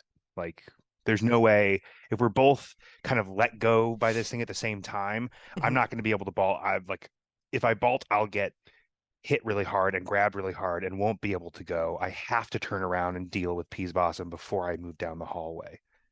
There's no world in which based on our positioning right now, there's no world in which if he's not still getting accosted by this thing, I can just slip away. I will have to then continue to fight Peaseblossom and continue being stuck here. And who knows if that thing is dead? Probably not. I would say shooting the thing you've described with a saltpeter shotgun, like that doesn't kill it. It just makes it maybe uncomfortable.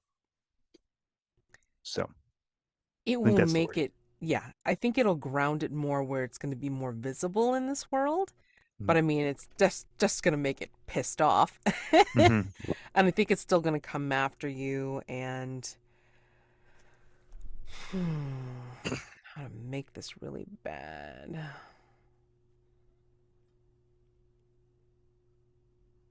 Yeah, I think it's going to add something to your particular condition.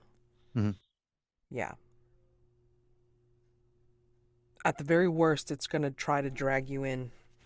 It's going to drag you. It's going to take you and drag you into its abode back at the painting. Hmm. Yeah.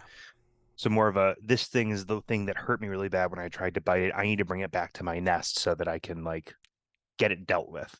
Exactly. Because maybe there's more of them Mm-hmm. back home. Yeah. Okay. Sure. That works Okay. for me. Yeah.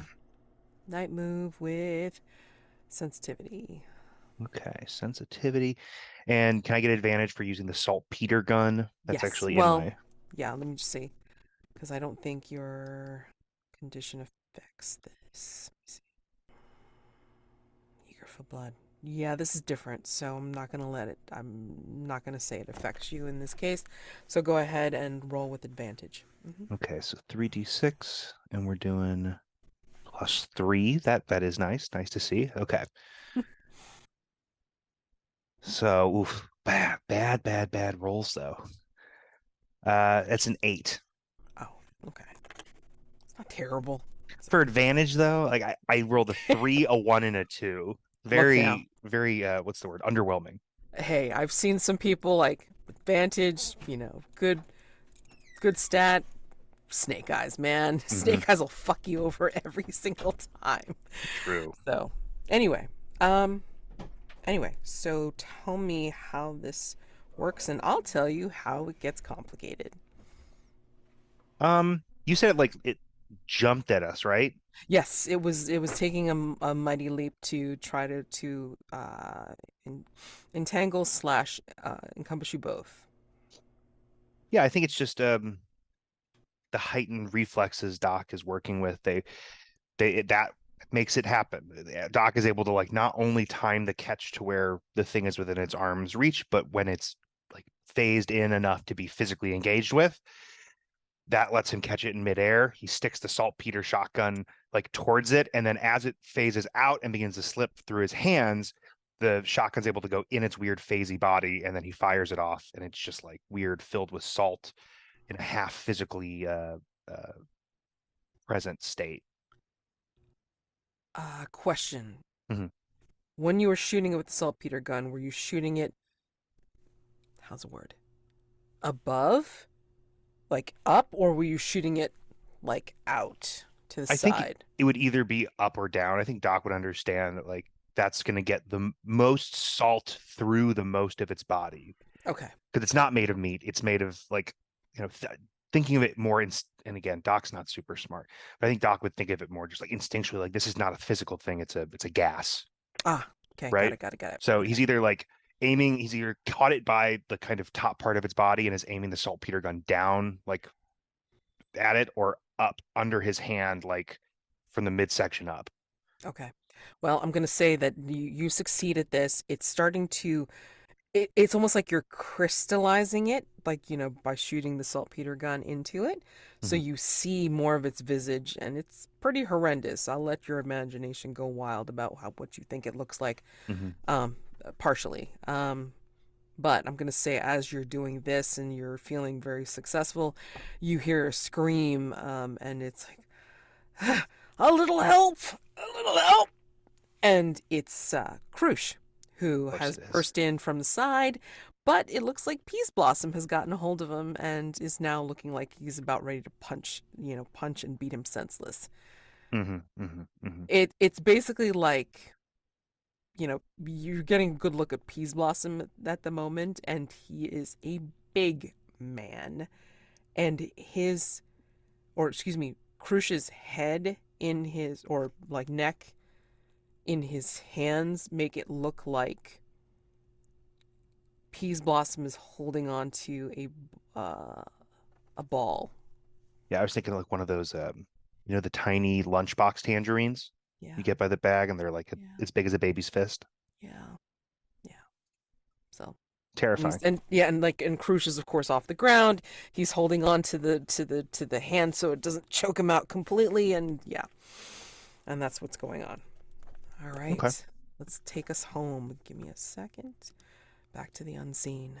Paul, describe Act 3, in which the enthralled man manages to turn on the mad scientist and destroy him.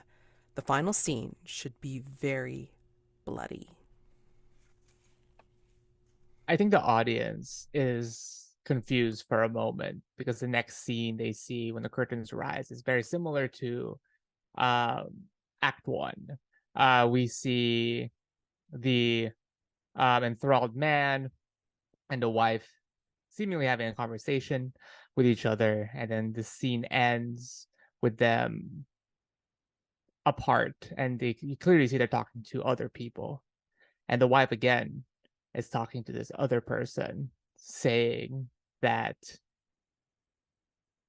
I think there's more guilt this time because she's already done this in the past, and she she doesn't know if she can do it like again. But the person on the other line could says, I guess we can hear it, right? Because it's theater, so we can hear like a voiceover of it. And the thing happens again where the enthralled the man, like the doctor who's in the body of the guy, goes off to do like work again, and this woman meets up with it's the doctor's body, right? And it's clear, maybe like the actor who played the person that she had an affair with had like a certain inflection or a certain like way to like distinguish himself, but like this person is, it seems like what has happened is they switched bodies, but the doctor assumed that the man died in his body, but he's actually still alive and has once again made the wife fall in love with him again. But now she believes she's falling in love with her first husband. So we see like basically we just see like a montage of the whole play happen again in like scenes, and then once again we see the doctor by himself in the man's body he stole, but then the other man who he thought he had killed comes up behind him with the chloroform, and he wakes up, like stage goes back, he wakes up in his old lab, I think, with all the lightning bolts coming down and stuff. And I think the big gimmick of this play is like the curtains rise, but what comes down isn't the curtains, but kind of like like the clear plastic curtains they have in like butchers and stuff like that. That's what comes down. And we just see silhouetted behind it are the electric bolts coming down and the caustic gases filling the room. And the whole clear screen just explodes with like a red viscera. And that's how the play ends. Oh my god. Oh, jeez.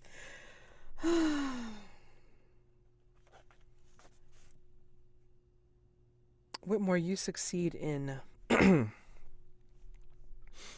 painting your heart out with Joshua's help, instilling your vision of Victor and the axes breaking through and just holding it together, being more real than real at this point. And Victor, I'm going to say that you feel this pull as if something is making what you're doing more real than real. As you're breaking into this, where the darkness gives way to this more color than color, filling your vision.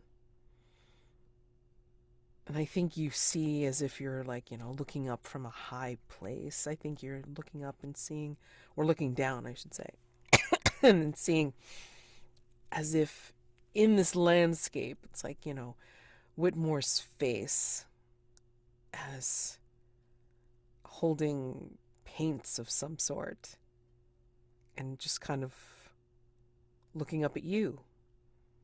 And so you're staring at each other across this weird dimension of painted reality versus this is where I'm at. I'm peeking into this dimension with with the axes.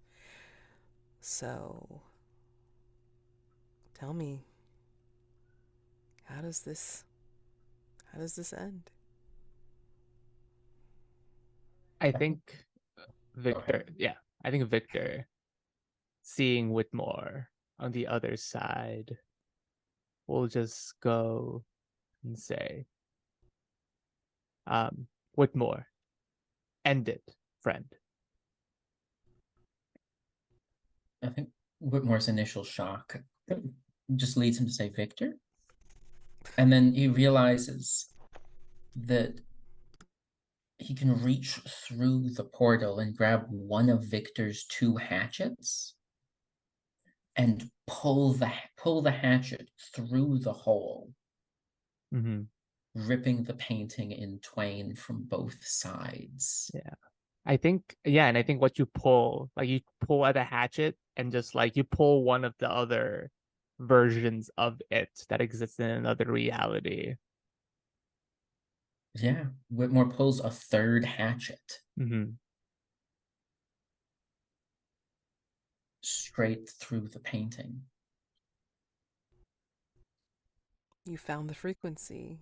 You found its dimensional twin, triplet, who knows? But yes. What's the name, unbidden, that comes into your head, Whitmore, when you pull on this axe? Remind me what your two hatchets are named. They're named Fatal and Deadly. First thing that pops into my mind is attraction. Fatal Ooh. attraction and deadly attraction. It looks like Victor's hatchets, but it's not. It's something very specific to you as the name comes unbidden into your mind. And you both hear in your head something that sounds like a distant scream, but then to Joshua, it brings him to his knees as he screams and clutches at his own head. And you notice that the constellation tattoo on his arm starts to drop as if they are merely dead insects.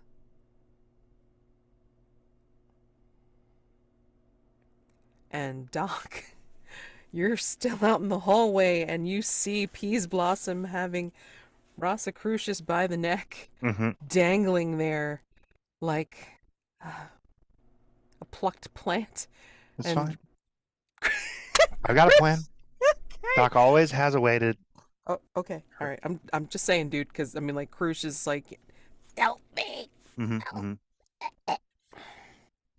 Rosicrucius' loss is my gain because Peaseblossom is now paying attention to them, and I have a tenuous grasp on this weird phasey cat displacer beast doodad. And well, since Peaseblossom isn't paying attention, and we've established how large Peaseblossom is. I imagine he also has like a really large head and face. So I'm going to try to feed him this displacer beast. Wait, feed Yeah. Peaseblossom. Yeah, partially because I know, like, if this was an actual physical animal, that'd be a crazy idea. Because, like, Yeah. even if it Yeah. was, say, a raccoon, that's not Yeah. going to go in someone's face. There's better ways to hurt someone with a raccoon. Sure. Because this thing isn't quite physical, though, I think that Doc's like, if I can, like, basically punch this guy in the mouth with this weird displacer beast, it's going to get, like, stuck in his head a little bit. And I bet you that feels really, really bad when a thing is in the same space as the part of your body where your brain is. Yes. Yes, I'm gonna say that is. Yeah. Doc's Yeah. gonna like run up, has a perfect side attack on Peaseblossom, who's now facing the other way, just like hit Peaseblossom super hard in the side of the knee, Mm-hmm. which is gonna get him to kind of start like hunch and hopefully open his mouth in pain, and then just like jump up and punch him with the displacer beast hand.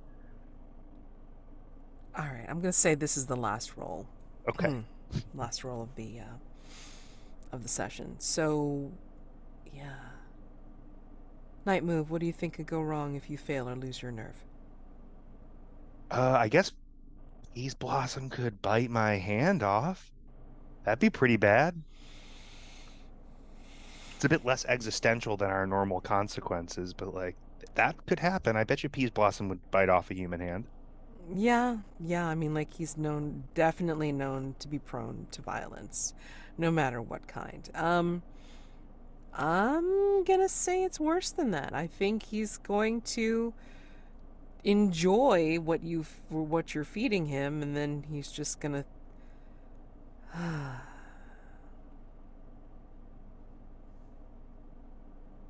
I think as if he takes it all in his stride, he's going to have a fine meal and also squeeze Rosicrucius's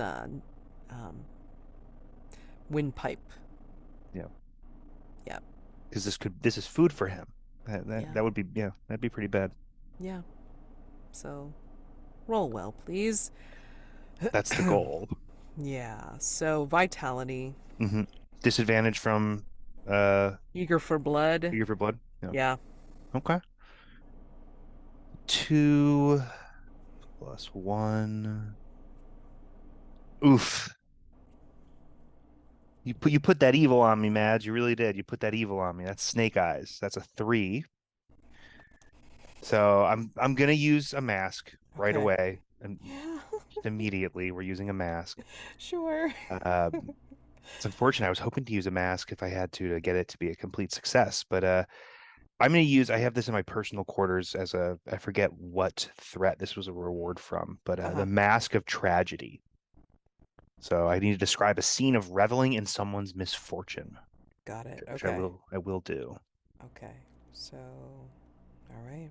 Wow, that brings you all like having to give some mask or another. Wow. Okay. Yeah, so 7 to 9. Tell me how this looks. You do succeed in feeding the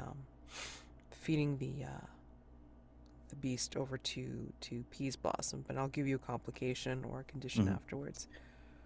So I think the move happens as I described, right? Like approach very much from the blind side, strong hit to the side of the knee, a grimace and open with pain, jump up, kind of a punch in the mouth with a fistful of displacer beast, and it looks really kind of uncomfortable a little bit, kind of like in a cartoon when someone has an angry cat dropped on their head and it becomes like a swirl of like wind marks and claws and violence and stuff. But of course, it's that's a cartoon and this is real life, and so it's very unsettling to see that. And also because the thing is phasing in and out, there are moments where it's just like that's happening, but you can't see. It's like invisible, right? So you're just seeing Peaseblossom's face distort in terrible and unsettling ways. So yeah, that's that for me. Now, mind you, he's a servant of the mastermind and cannot be completely dispatched until the mastermind threat is completed, or I should say, is engaged. I'm going to say at this point, though, I think that both Victor and Whitmore have succeeded. And so there's a very strange, like another shuddering vibrational shift. So as you're finished stuffing this stuff into Peaseblossom's mouth, then, oh God, what was that movie? There was this movie where it's like, this monstrous person was just like looking as if they were fearful and that they they weren't enjoying it, and then all of a sudden they come back with this very, very sly grin and then just start chomping away at whatever they were fed very satisfactorily. Like he'll even like taste his fingertips, and you see that the shifting of colors has stopped, and it's like stopped on being a dull red as if it is blood. And that he's just like kind of licking his fingers like, good. And I think he will release Krush at this point, like just kind of just casually drops him on the ground and then just kind of like continues to chomp as he goes away. But he will like look over his shoulder at you, Doc, and go, she's mine. Don't go looking for her.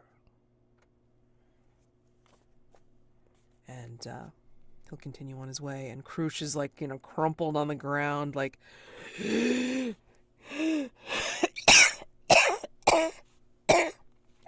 help you. You're saying that like you're being sarcastic, but I helped you. Yes, thank you. Do you have a drink? I'm gonna go find Whitmore. Doc's looking like very incredulous. Like, What? I'm gonna go find Whitmore. And as you're leaving, the camera sees his muscled arm like spring up and say, "When you see Witless, make sure he brings the drinks." Cannot even get to acknowledge that Doc like is already running down the hallway, just shakes his head and kind of like just spits like puh, on the ground. We don't like each other now. Happened instantly. Very neutral introduction, and just that one moment. I shoved the displacer beast into the face of a fey henchman for this person, and their first thought is, "A lot of help you are." Yeah, I helped a lot. Did some crazy stuff. Anyway. Okay. How do you feel like seeing that? What part of it? Experiencing that? Like all of it, pretty much. But I mean, mainly the one where, with relish, that's the word I wanted to use. With relish, Peaseblossom accepted your Snack. retaliation. Yeah, as a snack. Exactly. Yeah. I mean, and then just kind of walks away like, no big deal. Don't talk to my woman, kind of thing. What do you think? Yeah. What are you thinking? I'm Feeling? immediately impressed upon like an image from like a rodeo. I'm not sure that I'm saying that Doc has seen this before, but it would be like if you were a real good bull rider, and maybe not the best, but you're real good, and then like someone better than you is in the ring with a real like a bull with a bad reputation, and just gets walloped by it.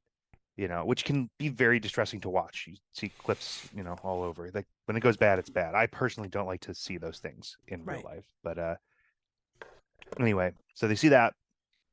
And so after that, a combination of emotions I could imagine would be like, that's deeply unsettling that someone who's like been at it way longer than I have, probably better than I am, they got really whooped and really hurt. They're going to be out for a while by that bull. But the other emotion is like more competition is maybe even too civilized of a word for it. Just like instant aggression of like, yeah, like, okay, I'm going to go do that right now. I got to go take on that bull because I'm gonna do it. I'm gonna do it right. I think that's kind of what he's feeling. So like deeply unsettled, as though he watched a compatriot get mangled, except it was a weird monster get eaten. But also it's kind of like, I got to figure out how to knock that guy out. Take the condition deep rivalry. Okay. And yeah, I think Joshua wakes from the screaming in his head, which had suddenly cut off and was silent. Do you see the remains of the reality split after you cut this reality with attraction? I mean, the painting reality in two. I think the larger half of the painting is completely intact. It's still super vibrant. It's still a beautiful piece of artwork, but the paper itself, or the canvas itself has been ripped, and you see the frayed edges. The smaller side, however, is just gone. There is no canvas in this frame. And I think in the years to come, as people try and repair this painting, anytime canvas is put in this frame, the canvas just disappears. The painting will never be whole. No. But the larger half still exists, and Whitmore will probably end up placing it somewhere in Hargrave House, much to everyone's chagrin, as an art piece. Some color in this drab life for all of you. I think at this point, Victor, are you here on this side, or did you remain at the Hargrave House side? I think I would like to remain in the Hargrave House side. Okay. Yeah, I think as the rift closes or the split happens, I think, you're able to recede back as Whitmore now has attraction in his hand. I don't know if you want to describe how it looks or if it's like, feeling even remotely real, but I'm going to say whether you make it a phantom version or a real version of a you version of Victor's hatchets, if you want to, keep attraction in your personal quarters, I will allow that.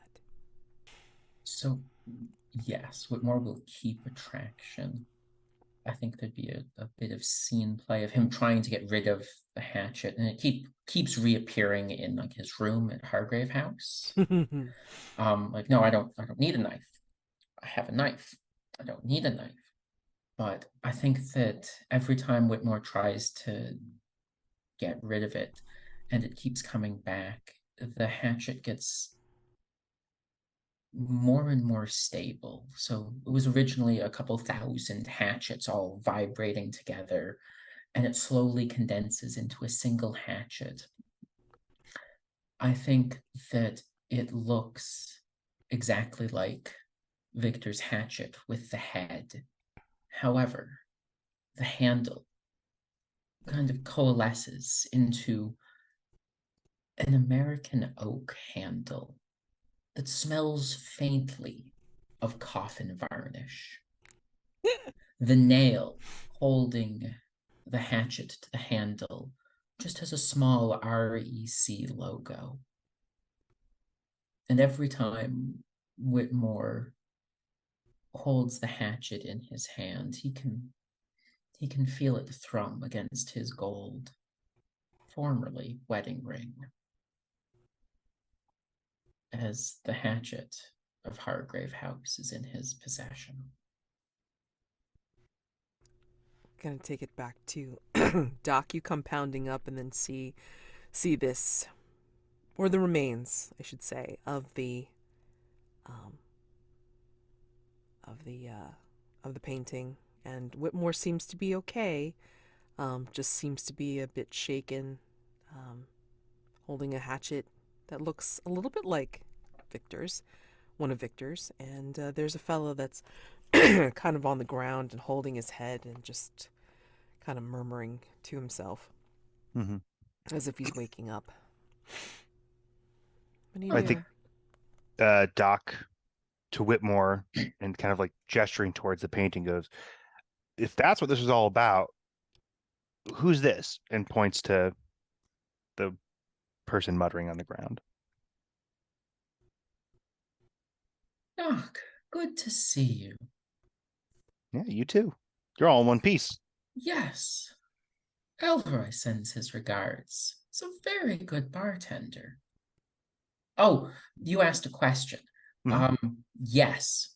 This is in fact the painting that caused the havoc at Three Mills Island. Victor and I ripped it in twain. As for this unlucky man, this is Joshua Cross. He'll be staying with us for a little bit. He's had run into some bad luck. His sister was one of the first victims, but he's got a steady enough hand when asked to. I imagine that we can find something a little less menial for his labors. And Whitmore would reach down and attempt to pick him up, metaphorically by the bootstraps, literally by the shoulders. Sure. He's just kind of huddled into himself. He's like not quite looking at anything or anyone. He's just kind of murmuring. It's like, the colors. The colors. So bright. So hot. Whitmore would like to interrupt his mutterings by simply embracing him in a very powerful hug and just whisper in his ear, "Thank you for saving me. I think I can save you too." And he just murmurs one more thing before he kind of like closes his eyes and makes like he's half conscious. He murmurs, Lisbeth. Victor. Back at Hargrave House. The library's none the worse for wear. The dynamite was swallowed by the book, which now looks very benign, sedate. It looks as it always has, and it has actually closed itself up as there are papers strewn on the ground and maybe some books that have gotten knocked out of place, and your fiancée sitting on the floor panting as if she has run a mile, but she's just looking at you.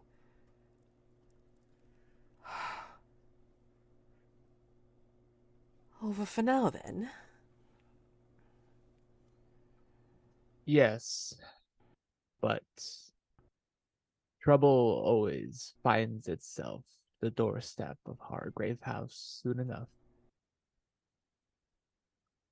She slowly unfurls herself from the floor and comes over to you. I might be one of those. So, do you want to explain to me why you left?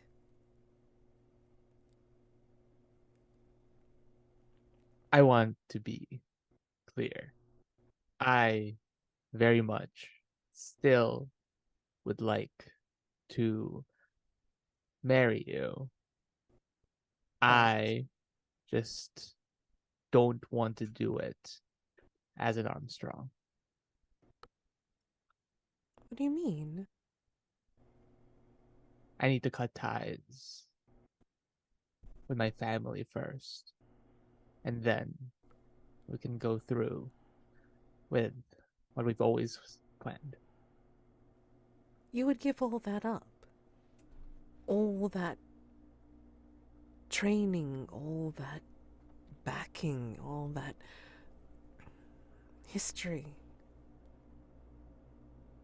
Why? I feel like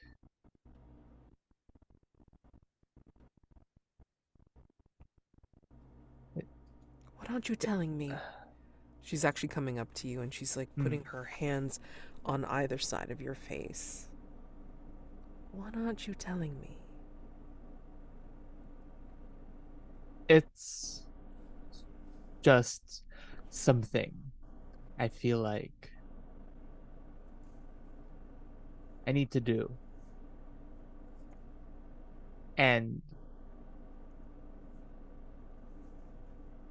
right now, I'm here in London because there's one last thing I need to take care of as an Armstrong before I can finally let go of my name. How long will it take? How Uh, long will it be before you and I can be together? he will look out towards, I think at this point, because of the the implosion in the library, the front door of Hargrave House is like burst open. Mhm.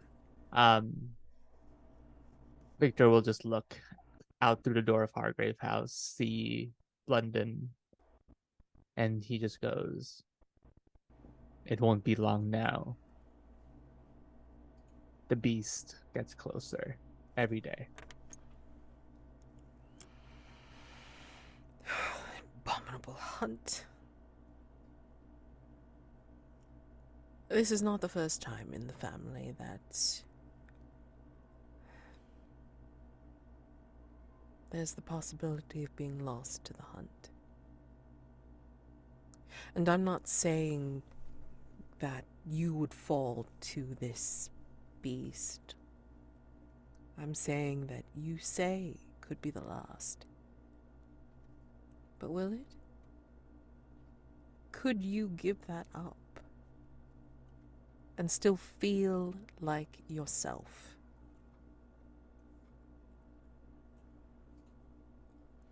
Being an Armstrong is just the name I was born with. At the end of the day, I chose to be a hunter. I don't need the name to do what I do. You know I always want to be at your side for a hunt. But you left. You left. Didn't tell me why. What am I supposed to think?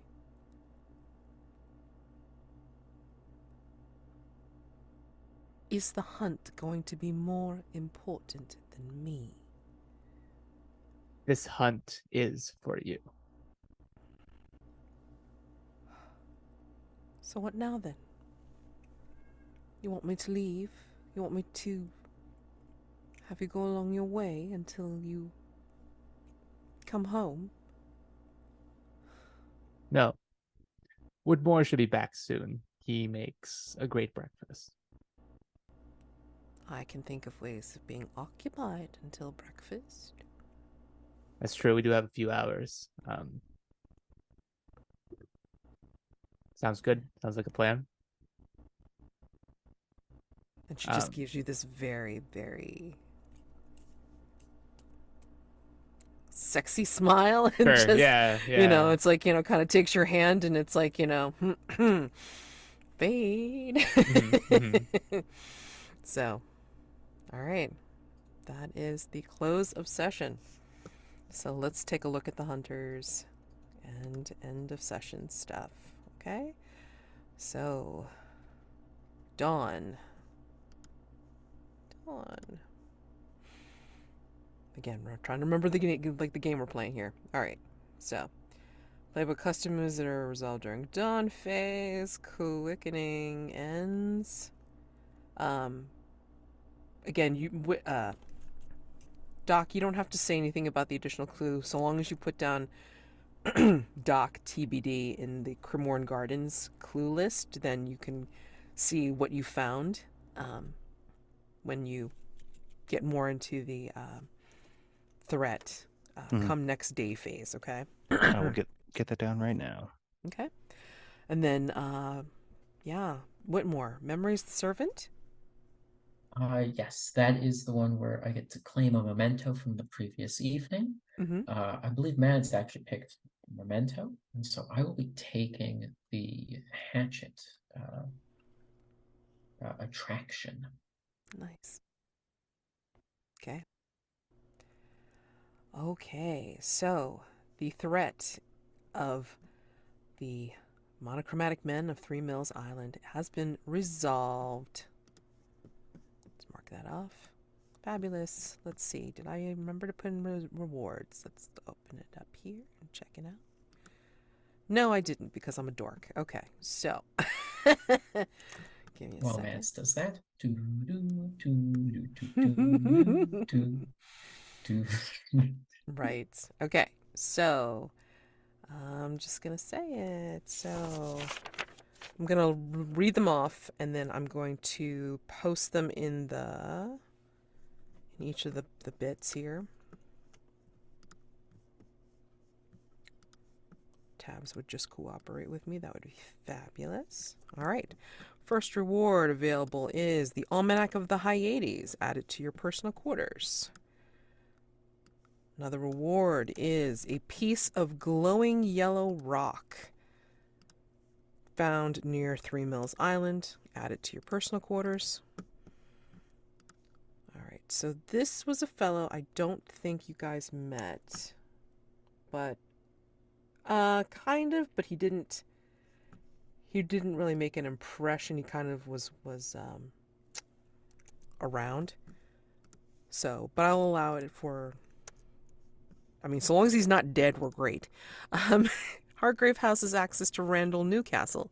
He can be consulted once per day phase. In exchange for the hot goss about a previously resolved threat, he will give you a clue about an active threat. Okay? Is that just one of the reporters? No. Randall was obnoxiously there before the gaggle of 3 reporters that Victor ran into. A memento from the investigation. Have another hunter tell you what it is, or me, if you so choose. And then the other reward is also a memento from the investigation. Okay? Ask another hunter what it is, and then add it to your personal quarters. So, if you guys want to pick out from that now, fabulous. If you want to wait until Lord James Campbell Hughes comes back into the fray, I mean, we can post these into the chat, just remind me, and then, like, you guys can pick out from there. Okay? Yeah, so let's see. I'm happy to wait Yeah. if everyone's on board. Yeah, I'm good to wait. That's fine. Yeah, just remind me to post the rewards in the chat so everybody can take a little look-see. Let us look at dawn questions. Mergen. Hunters answered a question. Yes. Hunters resolved a threat. Yes. Did you experience an echo in the night, Doc? I was kind of going for a parallel between the scene in Act 2 I described where the mad scientist feeds his wife's lover Yes. his heart with feeding the phase beast to Peaseblossom. Perfect. Okay, go ahead. Take that point. Cool. Did you use violence to solve a problem? I think so. Mm-hmm. Did you stick out in London society for all the wrong reasons? I don't think so. No. All right, so take those points. Clear your dawn questions, after you add it to your XP track. And then if you want to change your elective dawn questions, please do. And make sure that the overage goes on your XP track if you have earned an advancement. Okay. Let me just mark off on Daniel's sheet his dawn questions. Definitely answered a question, definitely resolved a threat. Okay. So, for Whitmore, Hunter's answered a question, Hunter's resolved a threat. Did you experience an echo in the night? I would like to think so. In both Act 1 and Act 3 of the play, it was described as there was a mirroring of lives, and Yes. Whitmore mirrored the relationship between Lord James Campbell Hughes and himself, with him attempting to do the same thing with Joshua Cross. Nice. Okay. Did you engage in a petty reprisal as someone who angered your employer? So there's a technicality behind this one, and I don't want to claim this for that, but it was the slapping of Puck in the retconned mask. Because it was retconned, I do not want to claim that. Okay. Okay. Because I don't think it counts. Fair. Did you have a scene showing your secret private life in London? Attempted to, with the collection of badly portraited pictures of Lord James Campbell Hughes that Whitmore is attempting to take up painting, and it's not going well. That's fine. Go ahead and take it. All right. Go ahead and add that to your XP track, then clear your dawn questions. Change your elective dawn questions if you so choose. Victor, answered a question, resolved a threat. Did you experience an echo in the night? Mine was, I guess, the end of the night also kind of echoed the thing. But also, I think I was going more for was like the weird way to do like an echo in the night, where like it was the opposite of what happened. So Yes. instead of them breaking apart, Victor was like, "Are we still together?" Instead, it's like the opposite, right? Yeah. Yeah. Yes. Oh my gosh, that's great. Mm-hmm. Did you revel in the thrill of the hunt? I think when yeah, because Victor didn't do the things he didn't want to do. He just decided to do what he felt was right, which was one, blow up the book, and two, destroy the portal by hitting it as hard as possible. Yes. Yes. Did you loudly curse your family's name? Yeah, like metaphorically loudly. Be like, I don't want to be with Yeah. you as Armstrong. Yeah. Oof. Yeah. Go ahead and take those points. Mm-hmm. Again, add to your XP track, clear your dawn questions, and then go ahead and change your electives if you want to. Mm-hmm. All right. And if you are due for an advancement, like, please go ahead and take it. Or, again, make a notation that you need to take it. All right. So given that, I think we've finished off everything. We have, I owe you guys 2 mastermind clues. And I am owed a Mask of the Past from Whitmore, a Mask of Dim Carcosa from Victor, and a Mask of Tragedy from the Threat Reward from Doc. Okay? Mm-hmm. And I think I still get a Mask of... Whoops. Helps to have a pen. Mask of Dim Carcosa from Lord James Campbell Hughes. Okay.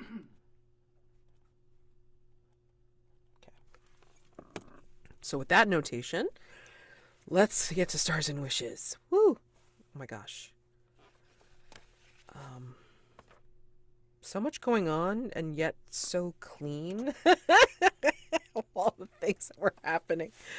Oh my gosh. I just want a star for all of the masks earlier before we even got like fully started. I mean, like every one of them was just, are you kidding me? What? I mean, it was so great. And then star for you, Paul, for Victor being so calm while there's a maelstrom starting to begin in the library. And she's like freaking out. Your fiance is freaking out like, what are you doing? What are you doing about this? Did you break reality again? And you're like, but I mean, are we okay? I'm like, this is not the time. And then, Doc, that ending of the play, that was amazing. That was really, yeah, that was really impressive, and I really enjoyed that a lot. Thank you. I mean, yeah, holy cow. I mean, Paul, sorry. The Act 2 scene was good too, but I mean, like, Paul, that ending was just like so surreal, but yet very theatrical, and yet just very gory without being completely gory, like splash in your lap kind of like front row Grand Guignol. So I mean, like, it was just a lot of things, and it was just a lot um, brought in there. And and for Bob, that detail about like being like the jellied eels, like, you know, what it is, the practical effect going in there, like, you know, what this is, and like, you know, how, why he's eating it. That was pretty cool. Yeah, I mean, just so many little things that were happening, and you guys were dealing with them in your own way. And I think the way you guys handled the painting itself was very interesting, and it matched the surreality of the moment and the whole like other dimensional worldly thing of what was going on. So yeah, no, I mean, like, some really good moments. I'm really surprised I remembered like as many as I did while taking my own damn notes. And yeah, no, I mean, it was a really great session. So thank you. I didn't get to bullshit around too much with like Radamintha or Rosicrucius as much as I would normally do, but I mean, like, it was going at a pretty good pace, I think, even though we took up all of the session. And yeah. Oh, wishes. I don't know yet, because we have Cremorne on the docket, but now I owe you now another mystery, another threat, excuse me. And so it'll be interesting to see what I pick next. Let me see. Okay. Yeah, I gotta come up with something else. And I think I know what that's going to be, but I'll have to make up my mind before next session. Okay? So anyway, that's me. I'm done.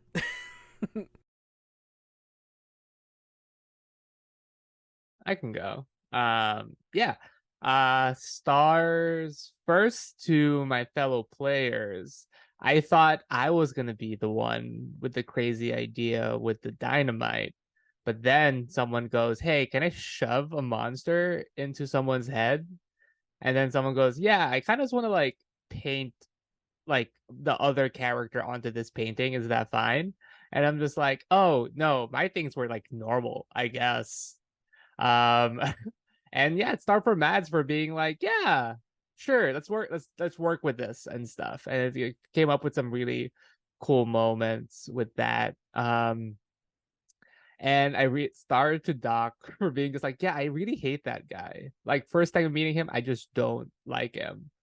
And Whitmore, the name of the hatchet is really well done. That's really good. Um, and yeah, I also start the Mads for choosing the like the Peaseblossom is also in the cobweb. That's a fun choice to like add complications to our lives. It's really good. And wishes for next time. I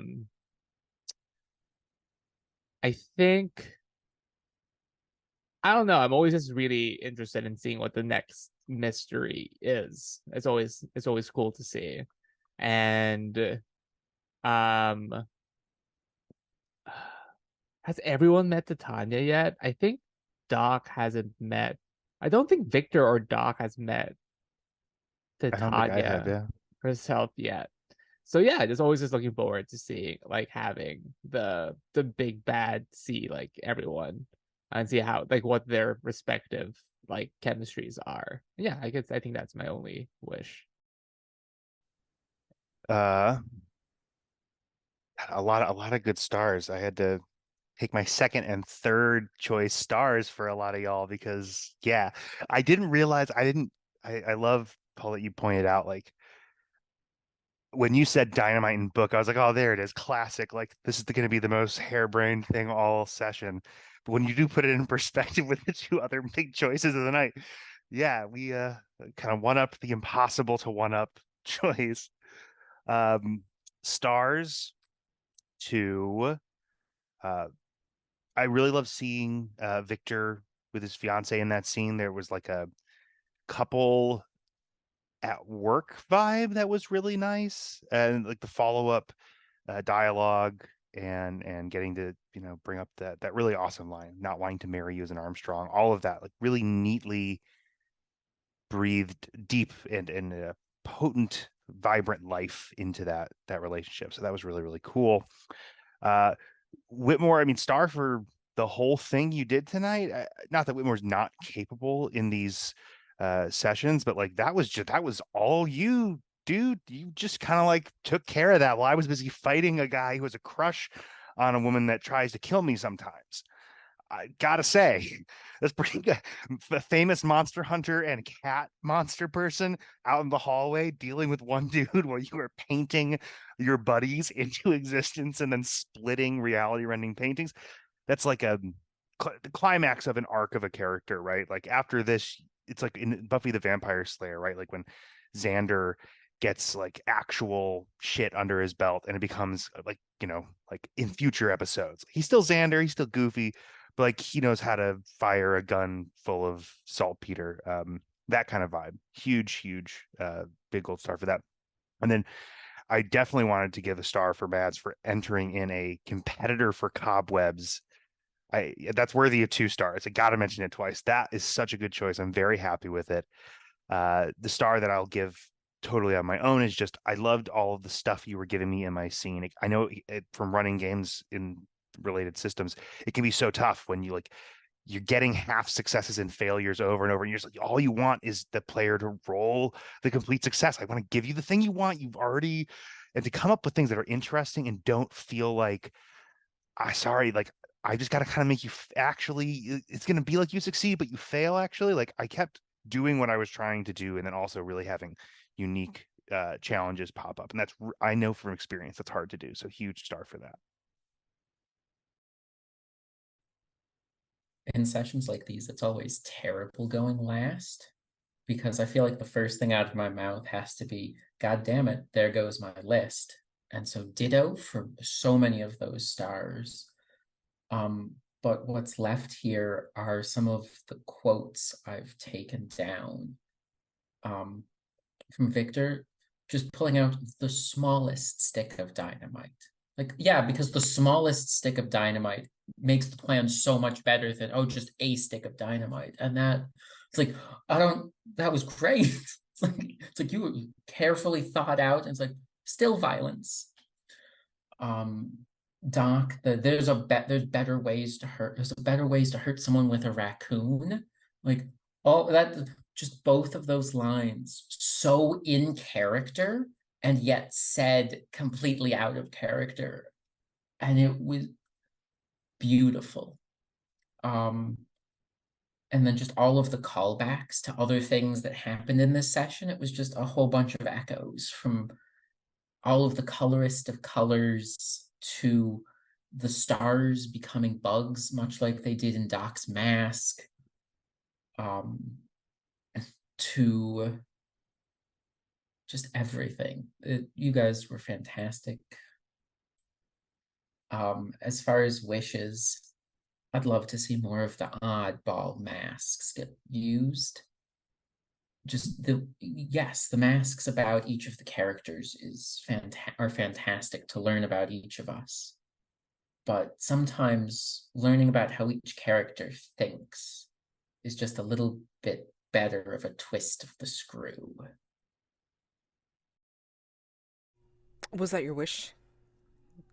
Yes, more the wish specifically, more of the odd masks. So like the Mask of Din Carcosa, Mask of the Sun, the comedy, the tragedy, the other ones. Well, still, yeah. I mean, and again, there's still the opportunity for Mask of the Sun. You guys have not resolved Limehouse Lurker yet, even though you've answered the question. So it will succeed, but you have to wait until the next night phase before you can do it.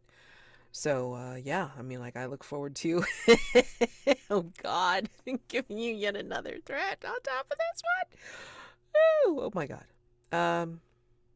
Yeah, it'll be interesting for me to figure out which one I want to include. But no, I mean, great session today. I mean, like, you got some stuff done. This one was a weird one. I have to admit, I mean, like, I wasn't sure whether it was going to go more science-y or if it was gonna go just, straight, oh, other dimensional, like almost like surreality again, dimensional shifting and all this kind of stuff. So I really like the direction it went into, and I like how each of you were trying to deal with this kind of thing in your own way. So, yeah. I'm interested to see what you're making of these side characters. So, I mean, Hmm. Rosicrucius, especially now that Radamintha's here, could be more or less. I'm not sure yet. I mean, I still haven't figured out whether he's scared of his sister or not. And then Whitmore, it's like inviting Joshua to stay with you. I'm curious to see what you want to do with him. And then, well, Doc, I looked at your wish in the in the chat. Yeah, I mean, like, I'm sure Cobweb will be back. No worries. I mean, yeah. We'll see how this goes. Because again, I owe you guys 2 mastermind clues. We have a bunch of masks on the table that still need to be done, a new mystery on board, and then I have to post rewards in the chat and see what you guys want to take. All right, so God, so much to do.